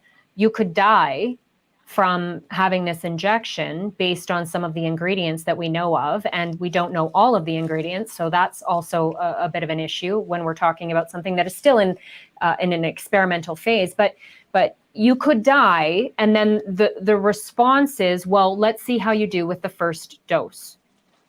I think for a lot of people, not willing to take on that risk, and like you said, James, this is that's where, if there's risk involved, a mandate should never be in place. Yeah, exactly, and that's just that's the whole point. Is that we've reached this point where people have stood up and said, no, I'm sorry, that is not within the acceptable level of risk that I'm willing to tolerate, and to lose your job, to lose your career, to not be able to pay your bills, to not be able to put food on your table and take care of your family. That's where the line gets drawn for these people. They're not anti-government. They're not anti-police. They don't want to live in a world of anarchy. They aren't racist. They aren't white supremacists. They aren't these secondary narratives that we've heard. They are honest, hardworking, blue-collar truck drivers, farmers, you know, the general heroes of our society that have just said, we want choice. And I have to tell you, talking to a lot of these people over the last 3-4 days, a lot of them are vaccinated. They are vaccinated. They've already made the choice. They're simply just standing up for the right to choose, for the right to make your own medical decisions, for your own body autonomy. Now, James, I've got a comment here from Audrey. She says, somebody break this down for me. You know, perhaps Audrey isn't fully aware of exactly when this started, how long this has been going on, where this is exactly taking place. So for some who maybe have just jumped on and they want a little update. So let's maybe break a few things down here. So where we are right now is we're at the Coutts border. There is a blockade that has been set up by a number of truckers. There has been a number of farmers, locals, people who've come together. And they started the blockade back on Saturday afternoon. They came through, were kind of looping around in there, and then sort of stopped down. Now, the blockade is not blocking access in and out of Coutts, the village of Coutts. It's not impeding any kind of emergency vehicles from getting through. I know the Coutts Fire Department services Sweetgrass across the border in Montana. They are still able to get through there. What the blockade is doing is the blockade is actually on the north side of the border, the actual US-Canadian border. It is on the north side of that border. The blockade is set up in such a way that it is stopping, for the most part, large haul trucks from going to and from the U.S., you know, truckers coming up from the U.S. with supplies for Canada. And so that's where things are set up. That started Saturday. It has remained peaceful. There has been no violence. There has been no, no reason for any kind of, Rcmp or any law officers to come in and break anything up. It's been handled very peacefully at this point. However, Rcmp are now calling this not a peaceful protest, in the sense that this is blocking critical infrastructure in the Traffic Safety Act, and so what's happening now is Rcmp have been on site since Saturday, since this all started. More and more officers have been arriving. Sounds like tactical units have come out, and they have now put out let's see here. They put out a statement today, basically saying that this is no longer considered a peaceful assembly. This has turned into unlawful blockade. Alberta Rcmp are in a position to conduct enforcement. They have been trying to work with protesters, they say, and keep the peace, and make sure that the surroundings have remained safe for emergency vehicles to get through. But at this point, they are saying that this is impeding, again, critical infrastructure, and this is the Critical Infrastructure Defence Act of Alberta, which is what they are referencing, as well as the Traffic Safety Act and of highway and rules of the road regulations. So basically, this is a blockade that is infringing on Canadian law, and so they are saying they are going to use necessary measures to protect the fundamental freedom of peaceful assembly and freedom of expression, to promote the safety of all citizens, but they also have to enforce laws and to maintain peace and order. So in turn, it must be recognized that while everyone has a right to peaceful freedom of expression, the general public, local residents, and businesses also have the right to a safe environment and freedom of movement. So they have deemed this event not a peaceful assembly anymore. So there's a bit of the Coles notes. Just about an hour and a half ago, maybe a little over an hour and a half, the RCMP were starting to move in on the blockade, and that's when we went live. So that's where we're at now. James, what are you seeing right now? I know RCMP were getting sort of moving a little bit closer and closer to where most of the protesters were, but have now sort of backed off because protesters were coming forward a bit. Where are we at? Yeah. When the protesters started to go back across the highway and got in front of the RCMP, the RCMP completely withdrew. They backed up. They've all returned. It looks like into their vehicles now. It is cold out here. It's minus 19. I'm not sure what it is with the wind chill. The wind is blowing. It is snowing. But it looks like they're pulling back to de-escalate. There's some movement around here. There's not very many officers out on the highway anymore. When the RCMP began to withdraw, some of the truckers from the committee came out, and the protesters withdrew as well. They have now backed up behind the farm equipment that broke through the Milk River checkpoint. They've moved back behind that now. It looks like everybody's just taken a minute here to breathe. It looks like there's some de-escalation. I did see one of the lawyers from this morning. He was making his way across the scale here. I'm not sure if there's a meeting going on. I'm not sure what the situation is here, but the protesters have moved back. The RCMP have withdrawn again.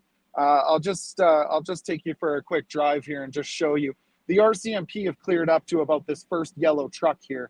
That tractor that's pulled across just behind it, that was pulled across just right in front of the RCMP as the RCMP began to withdraw. And the protesters have moved well back here now. I'm just going to see where they have withdrawn to. Obviously, there's lots of moving equipment around here. That's a lot larger than my small truck. I don't want to get run over myself. So I'm just going to sneak through here. I also don't want to get pinned back here and not be able to make my way forward again in the event the RCMP begins to move forward. But yeah, as you can see, everybody's friendly. Everybody's waving. Can you see if you can talk to somebody again? Just see how they're feeling. If they are willing to share anything with us. Yeah, let me hop out here. Let's see.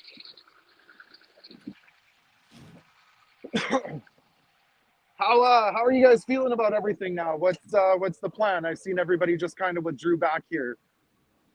I guess we'll all just try to get outside and warm up a little bit, and then just, I don't know, come back, I guess, after again and see if we can just get back down, I guess. Okay. So yeah, that's the situation, Mel. The protesters have moved back. They're moving back to get warm. The RCMP have moved back. It looks like everybody is trying to de-escalate the situation. It was pretty tense there for a minute when the protesters walked out directly in front of the line of the RCMP that was moving forward.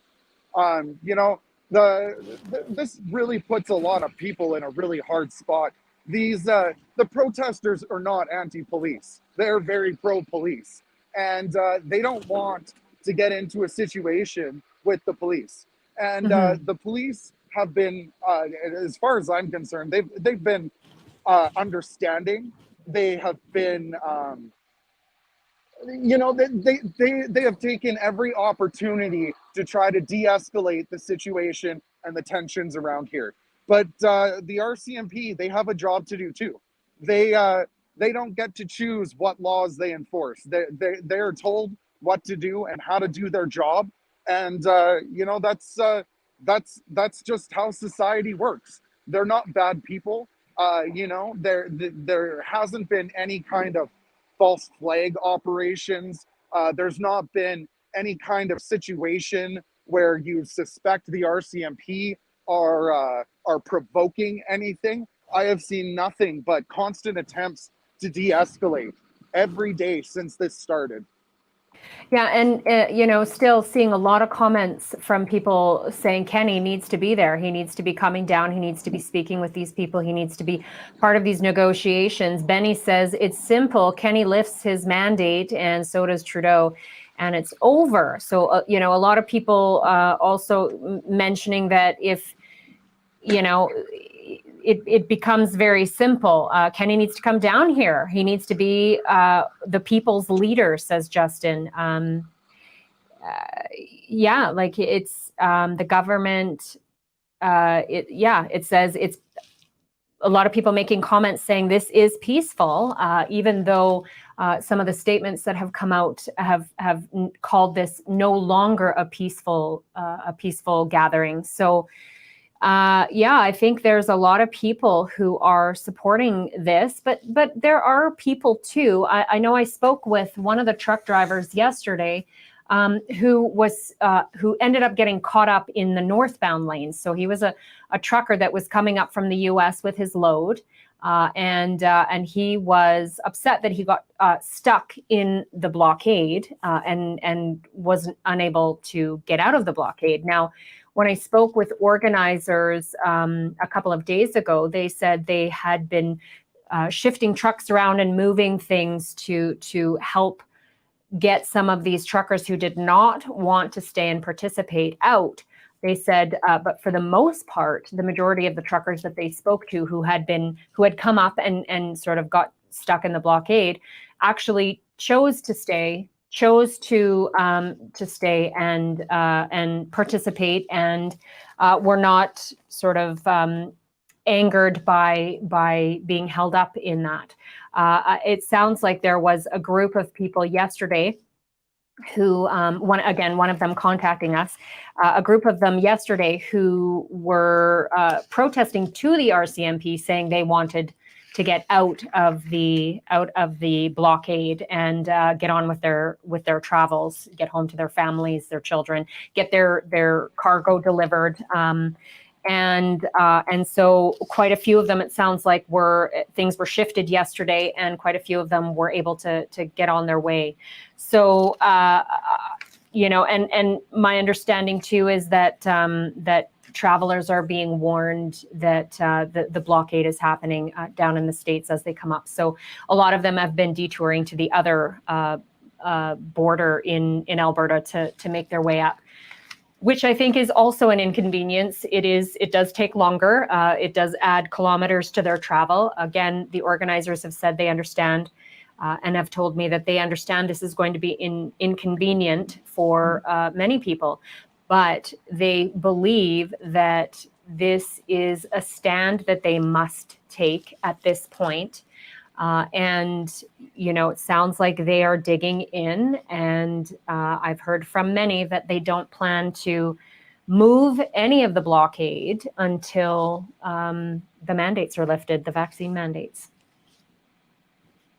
Yeah, the Saturday. So Saturday before I left, I was getting a tour around town with a local resident that's been helping me out here, and we drove down the northbound lanes, basically from where you cross into Canada up to the blockade itself.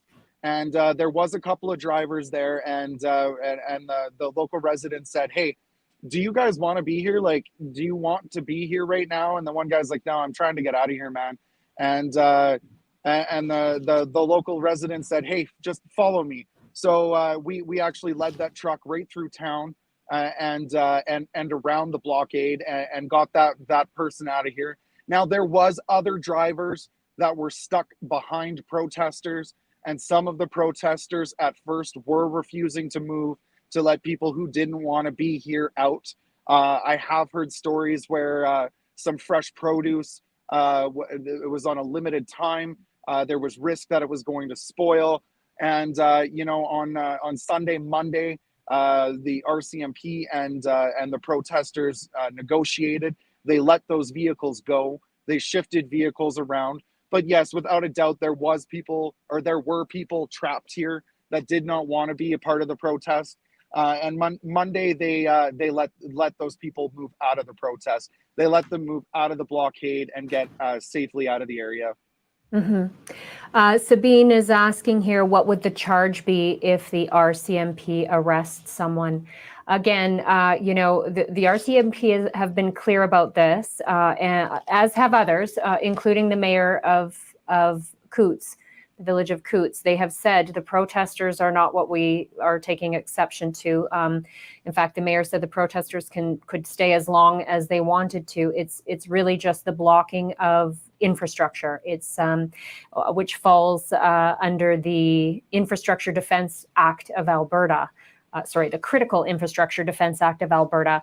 Anyone who actively blocks a highway or aids, counsels, or directs a highway to be blocked may be subject to arrest and charged under this act. So there is a provision in our criminal code in Canada that allows for the enforcement of this law, and of course our RCMP and authorities would need to uphold that as a law. So that, Sabine, would answer your question. That's what they would be arrested for, is the actual blockade, the actual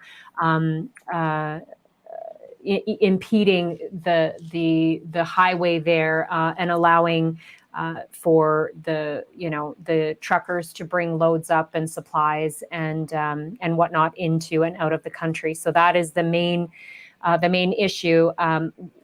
What remains to be what I think remains to be the most confusing part of this is the fact that it is now being referred to as no longer a peaceful assembly. I think that has raised a lot of questions. What is not peaceful about this? Is it referencing the blocking of infrastructure? That is what becomes unpeaceful.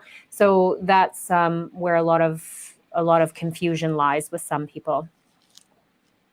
Yeah, there is no doubt that they are in contravention of the Critical Infrastructure Defense Act, and we know that came from the anti-pipeline protests that happened in 2019 with the rail blockades and everything that happened around that. The Alberta government was swift in enacting that law, mostly from a rail crossing around the Edmonton area. And, without a doubt, they're in contravention of that. The highway is impeded. It is critical infrastructure. It is critical infrastructure for the province. But to say it's not peaceful, I don't know if I agree with that characterization. There's been nothing but peace. There's been a lot of praying. There's been a lot of singing, a lot of "O Canada." There's families here. There's grandparents and grandchildren here. It's tough because they are breaking the law, and that is clear. But they constantly said, well, the government's breaking the law. They are taking our rights away. They are taking our freedoms away. They're forcing us to choose between a jab and a job. They're crippling us and taking away our free will. And they say that we are just simply meeting the laws that the government has broken itself with breaking laws, civil disobedience of their own, and that's how I would describe it. I would describe this as a peaceful civil disobedience. Yeah, Daniel says we stand 100% with all Canadians, truckers, farmers, doctors, nurses, etc. We stand united as one, and we are not going anywhere. Stop all mandates, etc. for all Canadians.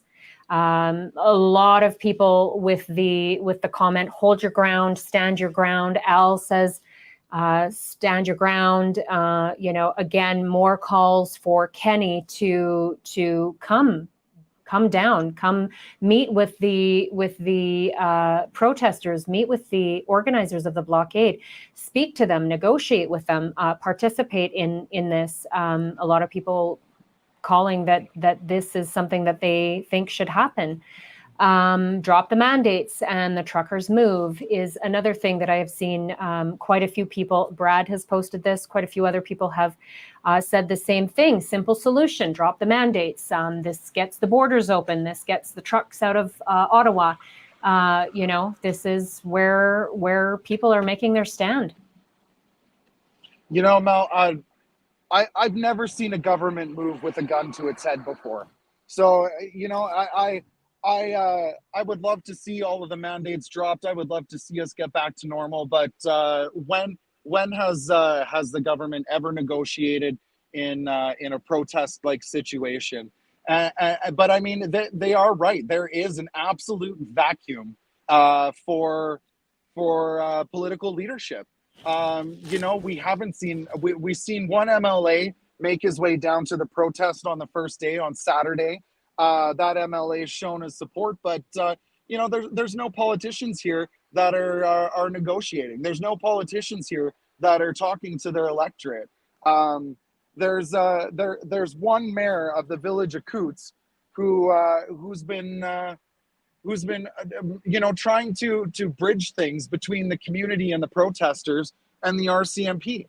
But we just haven't seen anybody say, we're listening to you. And I think that's one of the things that we've seen consistently, especially across Alberta, is that Albertans just don't feel listened to by their government, and they don't feel represented. And I think that this type of situation could be de-escalated through simple conversation. I'm just moving back here down the line, just showing you the protesters now, the farmers and the ranchers and the farm equipment. They've actually cleared it and they've started moving back now. So I'm leaving the scale now and driving back to the original blockade point. Mm-hmm. And from what I can see, it looks like they are now opening up the original blockade area.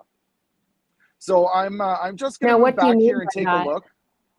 So I'm just moving back to the entrance here into Coutts, into the community. I'm just trying to see where I can make my way around this truck here. But the original blockade part now, sorry, he's actually moving out of my way. The pinch point here that has been the conflict area now appears to be clear. The original vehicles that were pulled across the lanes and the drivers that were dug in and said they were not leaving, it looks like now that they have opened up this intersection and the trucks are no longer across here. So just like 2 hours ago, what does that mean though, James? Help me out though. What does that mean that they've cleared that intersection? Does that mean that they are allowing the cross-border trucks coming through at this point, or what does that mean? No, it looks like they were pulled directly across the highway here. It now looks like they've lined up 3 trucks wide, and it's still stopped. The Rcmp helicopters back up in the sky here now, you can see. And just beyond them are more Rcmp vehicles. And if you take a look here, here's kind of what's left of the initial blockade. So it actually looks like they're putting fuel and charging some batteries on some of these trucks. These trucks have been here since Saturday afternoon. These trucks, the convoy was making its way in a circle. They were traveling from this intersection right here where I'm at, back down to the other side of the scale, and they were traveling in a circle and just slowing things down. And at a certain point, they pulled across this intersection and locked things down. It looks like the bulk of the vehicles that were here earlier have now vacated the area. And if you take a look, they're boosting batteries. This was one of the concerns with the cold temperature and the lack of fuel, that some of these trucks would die and become immobilized. It looks like they're now boosting each other and moving the trucks out of the area. I'm just going to check the southbound lanes here and take a look and see what's happened here. Now this area here, there's been different spots where they have kept the lane open, At the start of the RCMP advancing towards the blockade, they pulled into these areas and started blocking things off. It looks like now that these protesters have now moved their trucks and opened up the area, and you can get through here no problem. As you can see, I'm driving through here. Now, this has basically been open like this for the entire time. I've been able to drive in and out of the protest area, the protest site, without any problems for the entire 4 days now. And just taking a look here, everything's completely open. The farm equipment has withdrawn. It looks like they're moving back to the saloon in Coutts. It looks like everybody's getting warm. There's still a few pickups and whatever else here, but the situation looks like it's de-escalating significantly now. You had mentioned that a lot of those to boost vehicles. Yeah, and as you mentioned that the boosting of the trucks and vehicles and whatnot, is that a result of the fact that it's been blocked off at the checkpoints from the RCMP for deliveries of the diesel and the propane and the things that the truckers were in need of? Is that still the case, and that's why we're running into this now? You know, I'm not entirely sure. I know that this morning that when I was talking to the truckers, when they were having a meeting there this morning, they did have some concerns that some of the trucks wouldn't be able to move because the batteries had died and that they couldn't get fuel in. It does look like they are pumping fuel into some of the vehicles now and boosting the vehicles and moving them out of here. They've opened up the area significantly, and you can drive the entire protest site now completely impeded. So that's changed quite significantly. There's obviously still like this piece of equipment right here. It's completely across the highway. So there's no real access there around it, but of course you can drive up the other side without any vehicles being in the way. A couple of things I was going to just note here. First of all, a comment from Heidi. This is not at all hurting the movement. It's absolutely necessary. She says, tough times call for tough measures. There comes a time that we have to do hard things. The federal government felt that instead of respecting the precious Charter of Rights of Canadians, they should unpeacefully force job loss and force medical procedures. We now need to push back and use forceful but peaceful measures to make the government listen and act. So regardless of how this looks, there comes a time when we have to do these kinds of things. Now, someone else, Adela, says MSM Media is spinning this to turn people against the Freedom Convoy. You know, speaking of that spin, we came across some footage earlier of one of the mainstream media outlets reporting on some of the truckers that were upset with being stuck in the convoy, and those truckers were saying they didn't agree with what was happening, and also had said they didn't feel safe when they were questioned. They said they didn't feel safe. However, we also have footage of the same truckers participating in dancing. They were playing music and dancing, and it looked like they were perhaps having some beverages. They were partaking in the food that was set out for them. And in one video, one of the truckers who had said they didn't feel safe was seen making a donation of what looked like perhaps a few 20s in a pile to the organizers to contribute to some of the food that they had been supplied and whatnot, and were contributing to what they said was the cause. So I find that kind of interesting that in one video they are being interviewed by mainstream media and sort of expressing their concern for their safety, but other video we have, and we will have that up for you here shortly on the website. We have video of those exact same people involved with enjoying themselves and dancing with some of the other protesters and having what looked like a very fun time. So it didn't look like they felt their safety was at all an issue. So it looks like we are going to just stand by here for a small mention from a sponsor, and then our columnist Corey is going to take over and just work with you for the next while here, James. Okay. That sounds good, Mel. I'm just driving the route here, so we'll hear from our sponsor, and I'll stand by. Thanks, James.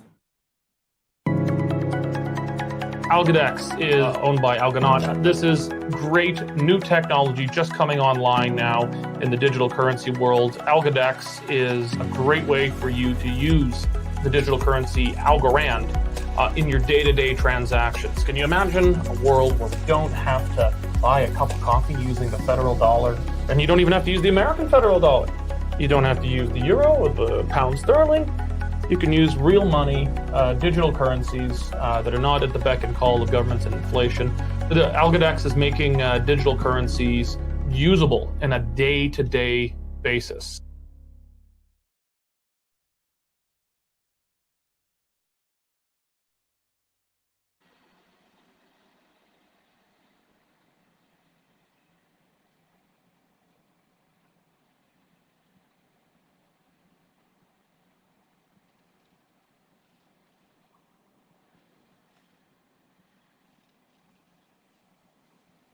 Okay. Again, welcome back. We're giving Mel a break. She's been on for quite some time covering this, a couple of hours now since it broke. So here we are. I just want to review things then with James perhaps, and there's a lot of viewers who have joined us just recently on this. What has happened? I mean, for those who just got in, James, there's been a move.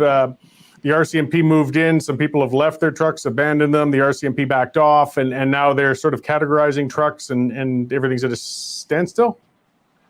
Yeah, so there hasn't been much change around here. You can still see a lot of the drivers are they're positive. They're honking their horns. But yeah, the Rcmp started moving in at about 2 hours ago.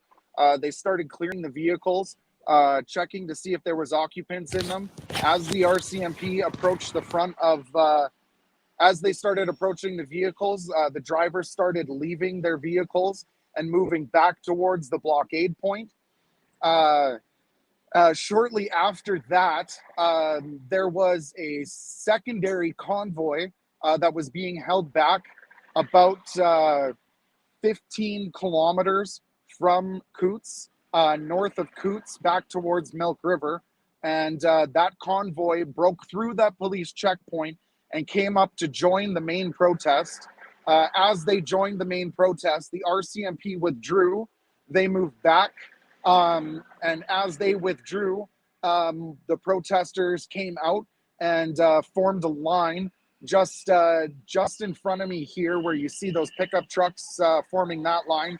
All of the protesters came out and formed a line. They said they wanted to show the Rcmp that they weren't scared, that they weren't intimidated, that they were being peaceful.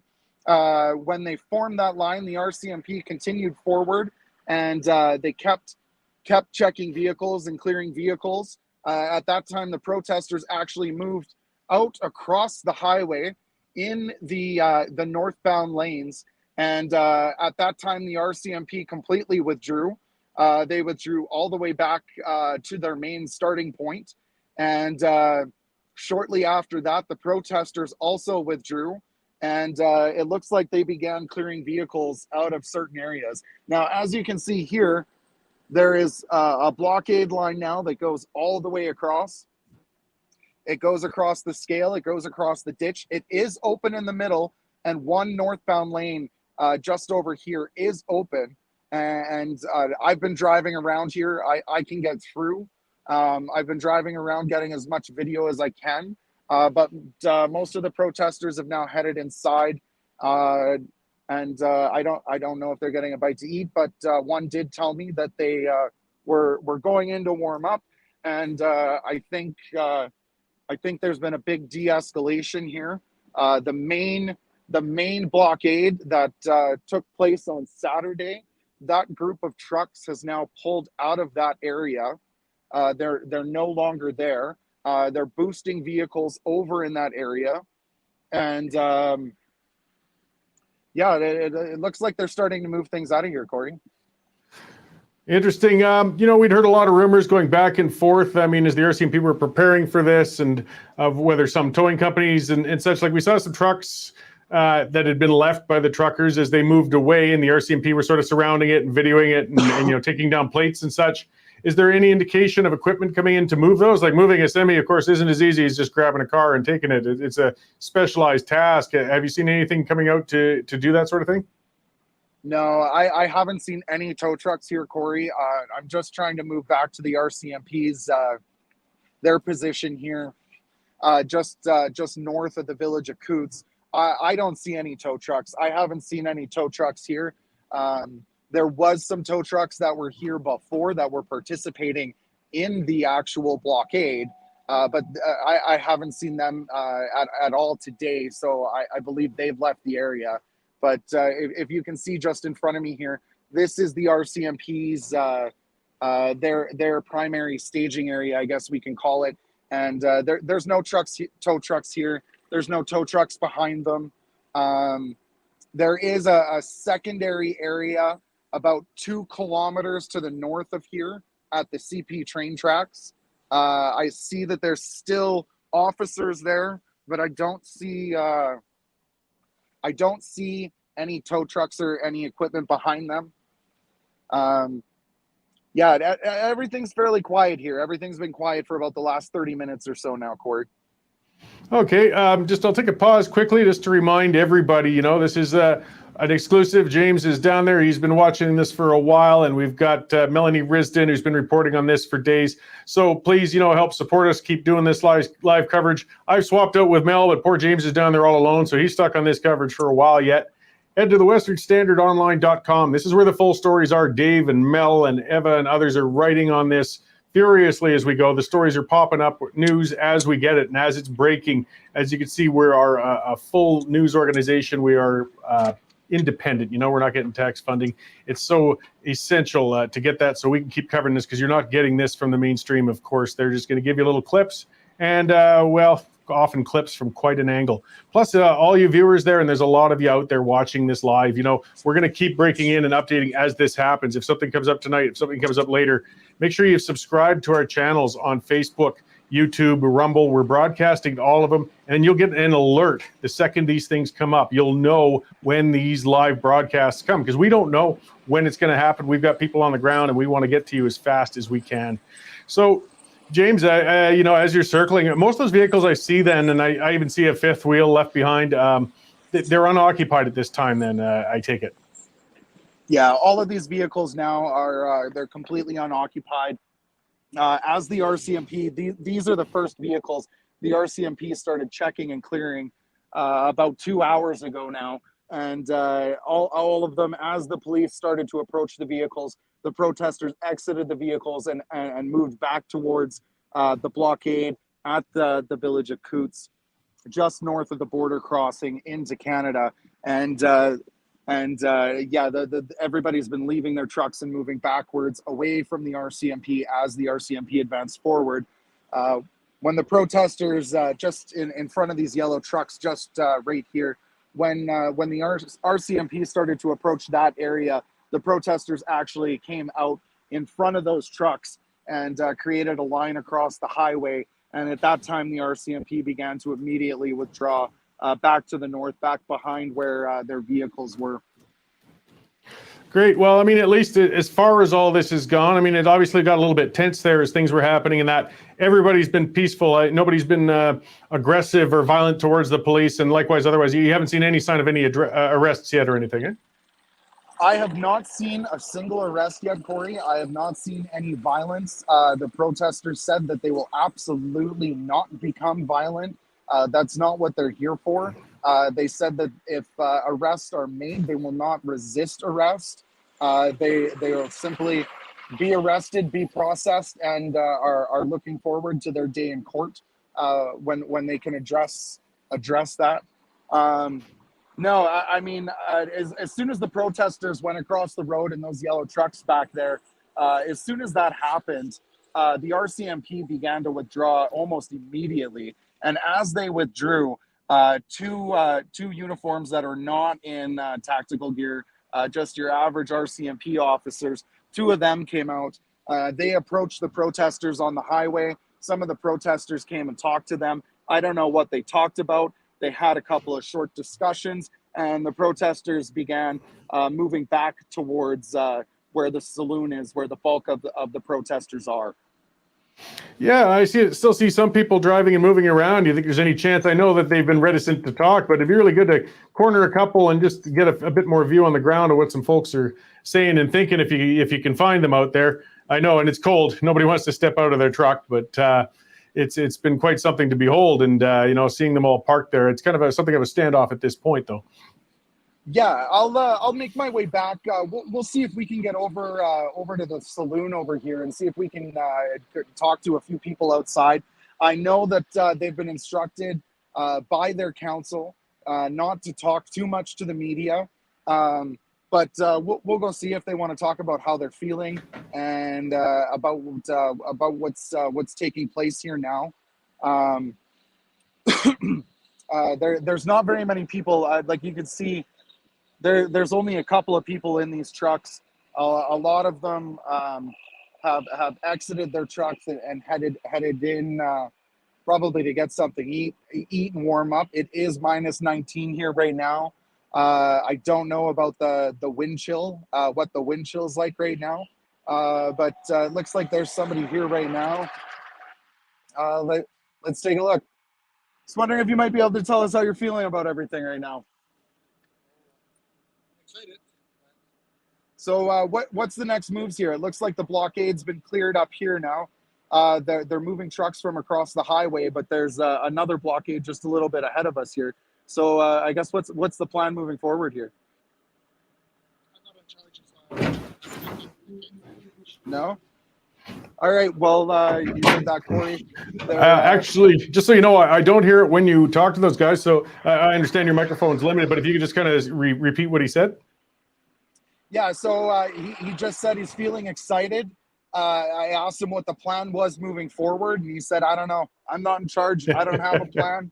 They're starting their trucks up. I know that there was about 3 different protest groups or groups of protesters. They all kind of got themselves together over social media, and they all just kind of converged into this one spot. And when they got here, they didn't really have a plan. They didn't plan to blockade the highway, but as the day went on Saturday, they felt that their point wasn't getting across. And at that time, a group of truckers pulled across this intersection just right here in front of me. When they pulled across this intersection, they shut the trucks off, they parked them, and they said they weren't moving until the mandates were lifted. That obviously kicked off four fairly long days here. And I mean, the weekend it was 10 degrees. There was a Chinook rolling through here. There was a wind coming through. But there was positive attitude and positive spirits. In the last couple of days, it's changed. It's minus 19 now. I don't know what it is with the wind chill, but it was minus 28 earlier. It was real cold. It's been blowing snow for the last couple of days. The drivers have been running low on DEF and fuel, and they needed gasoline for their gensets. I know some of the locals were attempting to get fuel in here for their gensets earlier, and that happened shortly after that is when we began having the RCMP started advancing and checking the vehicles. Let me just see here. I'm just pulling up to the saloon. So the saloon's actually closed for business. It hasn't been open for business the whole time. One of the people in the community began getting concerned that it was too cold outside. So they opened it up for the protesters. And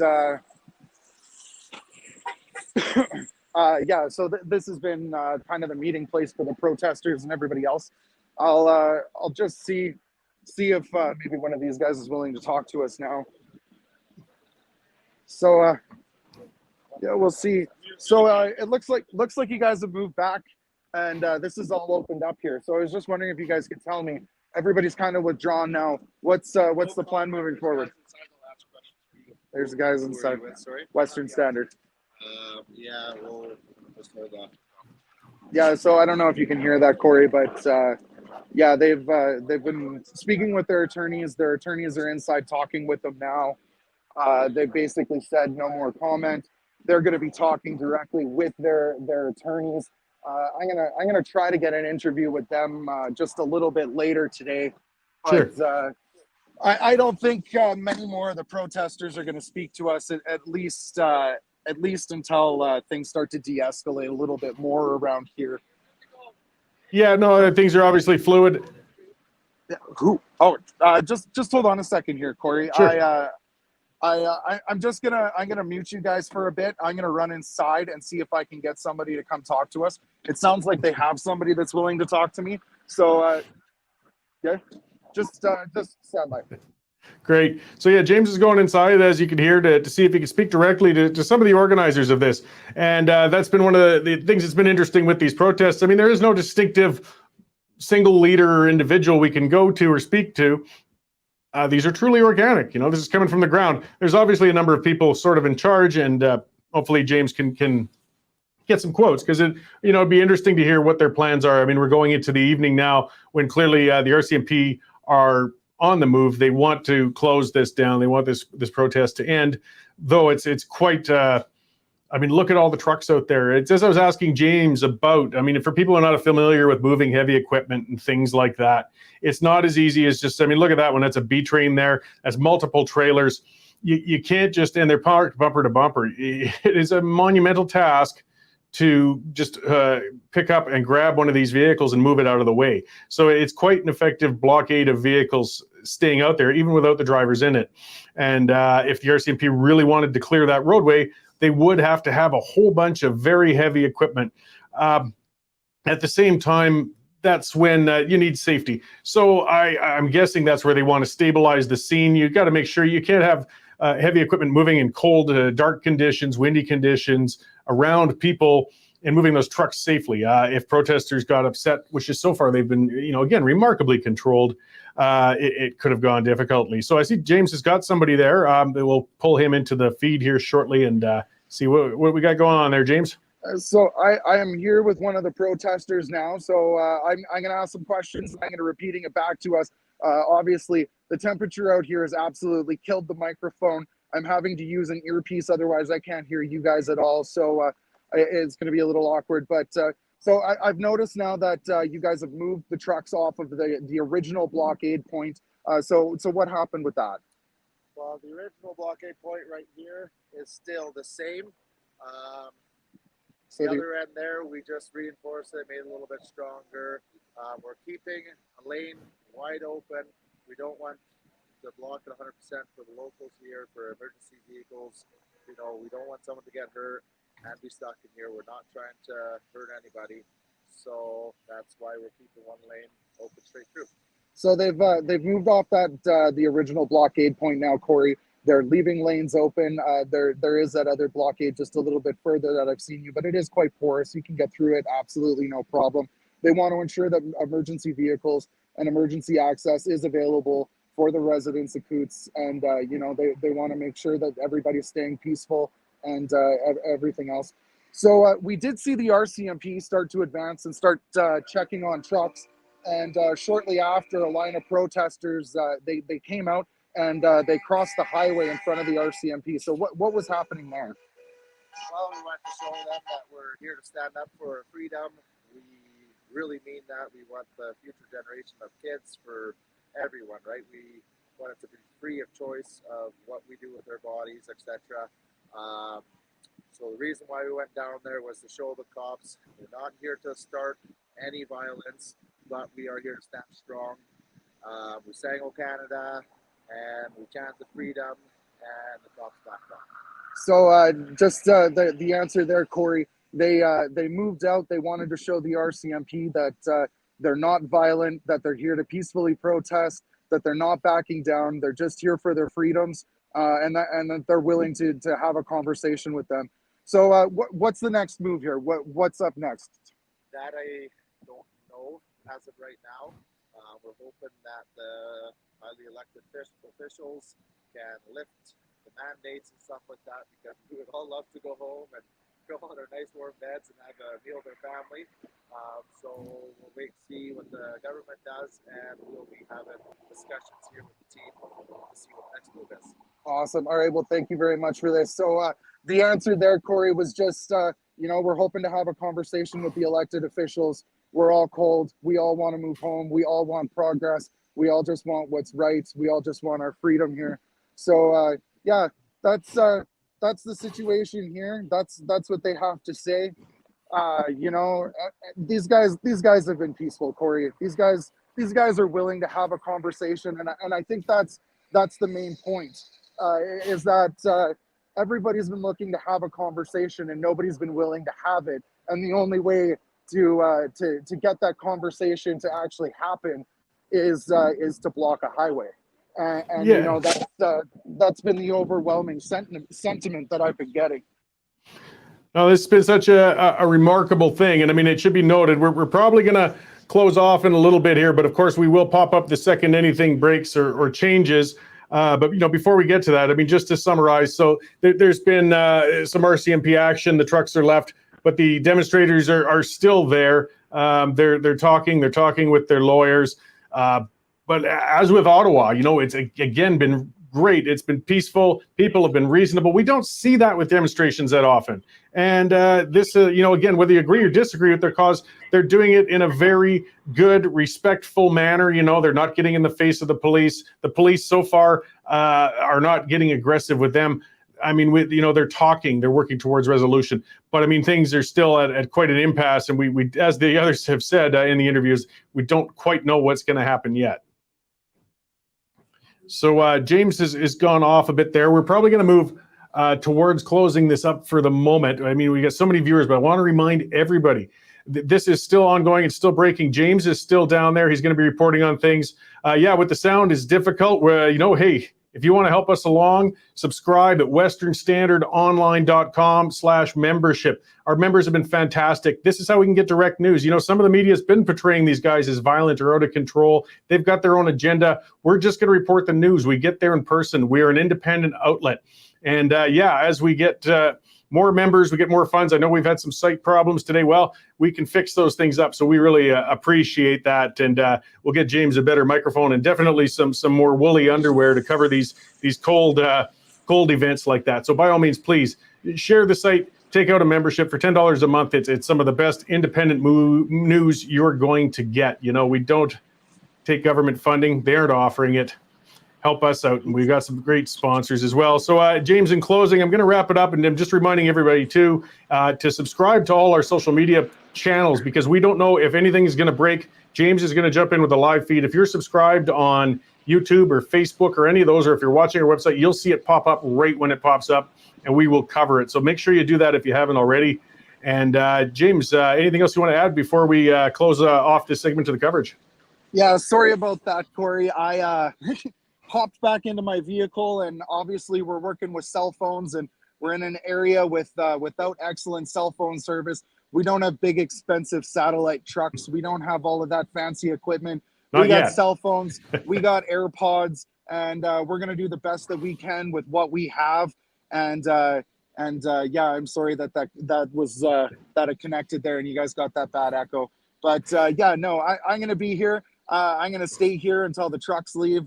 And we're going to keep everybody updated. They can follow me on Twitter. They can follow the Western Standard on Twitter. Subscribe to our Facebook. Subscribe to the Western Standard Online. Mel and Dave and the rest of the news team, and Corey and everybody back at the office. They're just a great support. And we'll keep bringing this story, and we'll make sure that we cover this. Great. Thanks, James. It's been fantastic work on your part. I'll let you recharge your phone and warm up and get ready for the next breaking news when it happens. So as James said, we're going to be on this as it comes out. So keep an eye on us here, guys. It's obviously not finished and it's developing. Premier Kenney, it sounds like, has put off his normal 3:30 conference to 4:30, probably because he needs to know what to say to this, because there's going to be questions coming about it. We'll see what he's got to say about it. And thank all of you guys for tuning in. Keep an eye on things. We will break in as soon as anything changes. James is staying down there for us and for you guys. Algodex is owned by Algonaut. This is great new technology just coming online now in the digital currency world. Algodex is a great way for you to use the digital currency Algorand in your day-to-day transactions. Can you imagine a world where we don't have to buy a cup of coffee using the federal dollar? And you don't even have to use the American federal dollar. You don't have to use the euro or the pound sterling. You can use real money, digital currencies that are not at the beck and call of governments and inflation. The Algodex is making digital currencies usable in a day-to-day basis.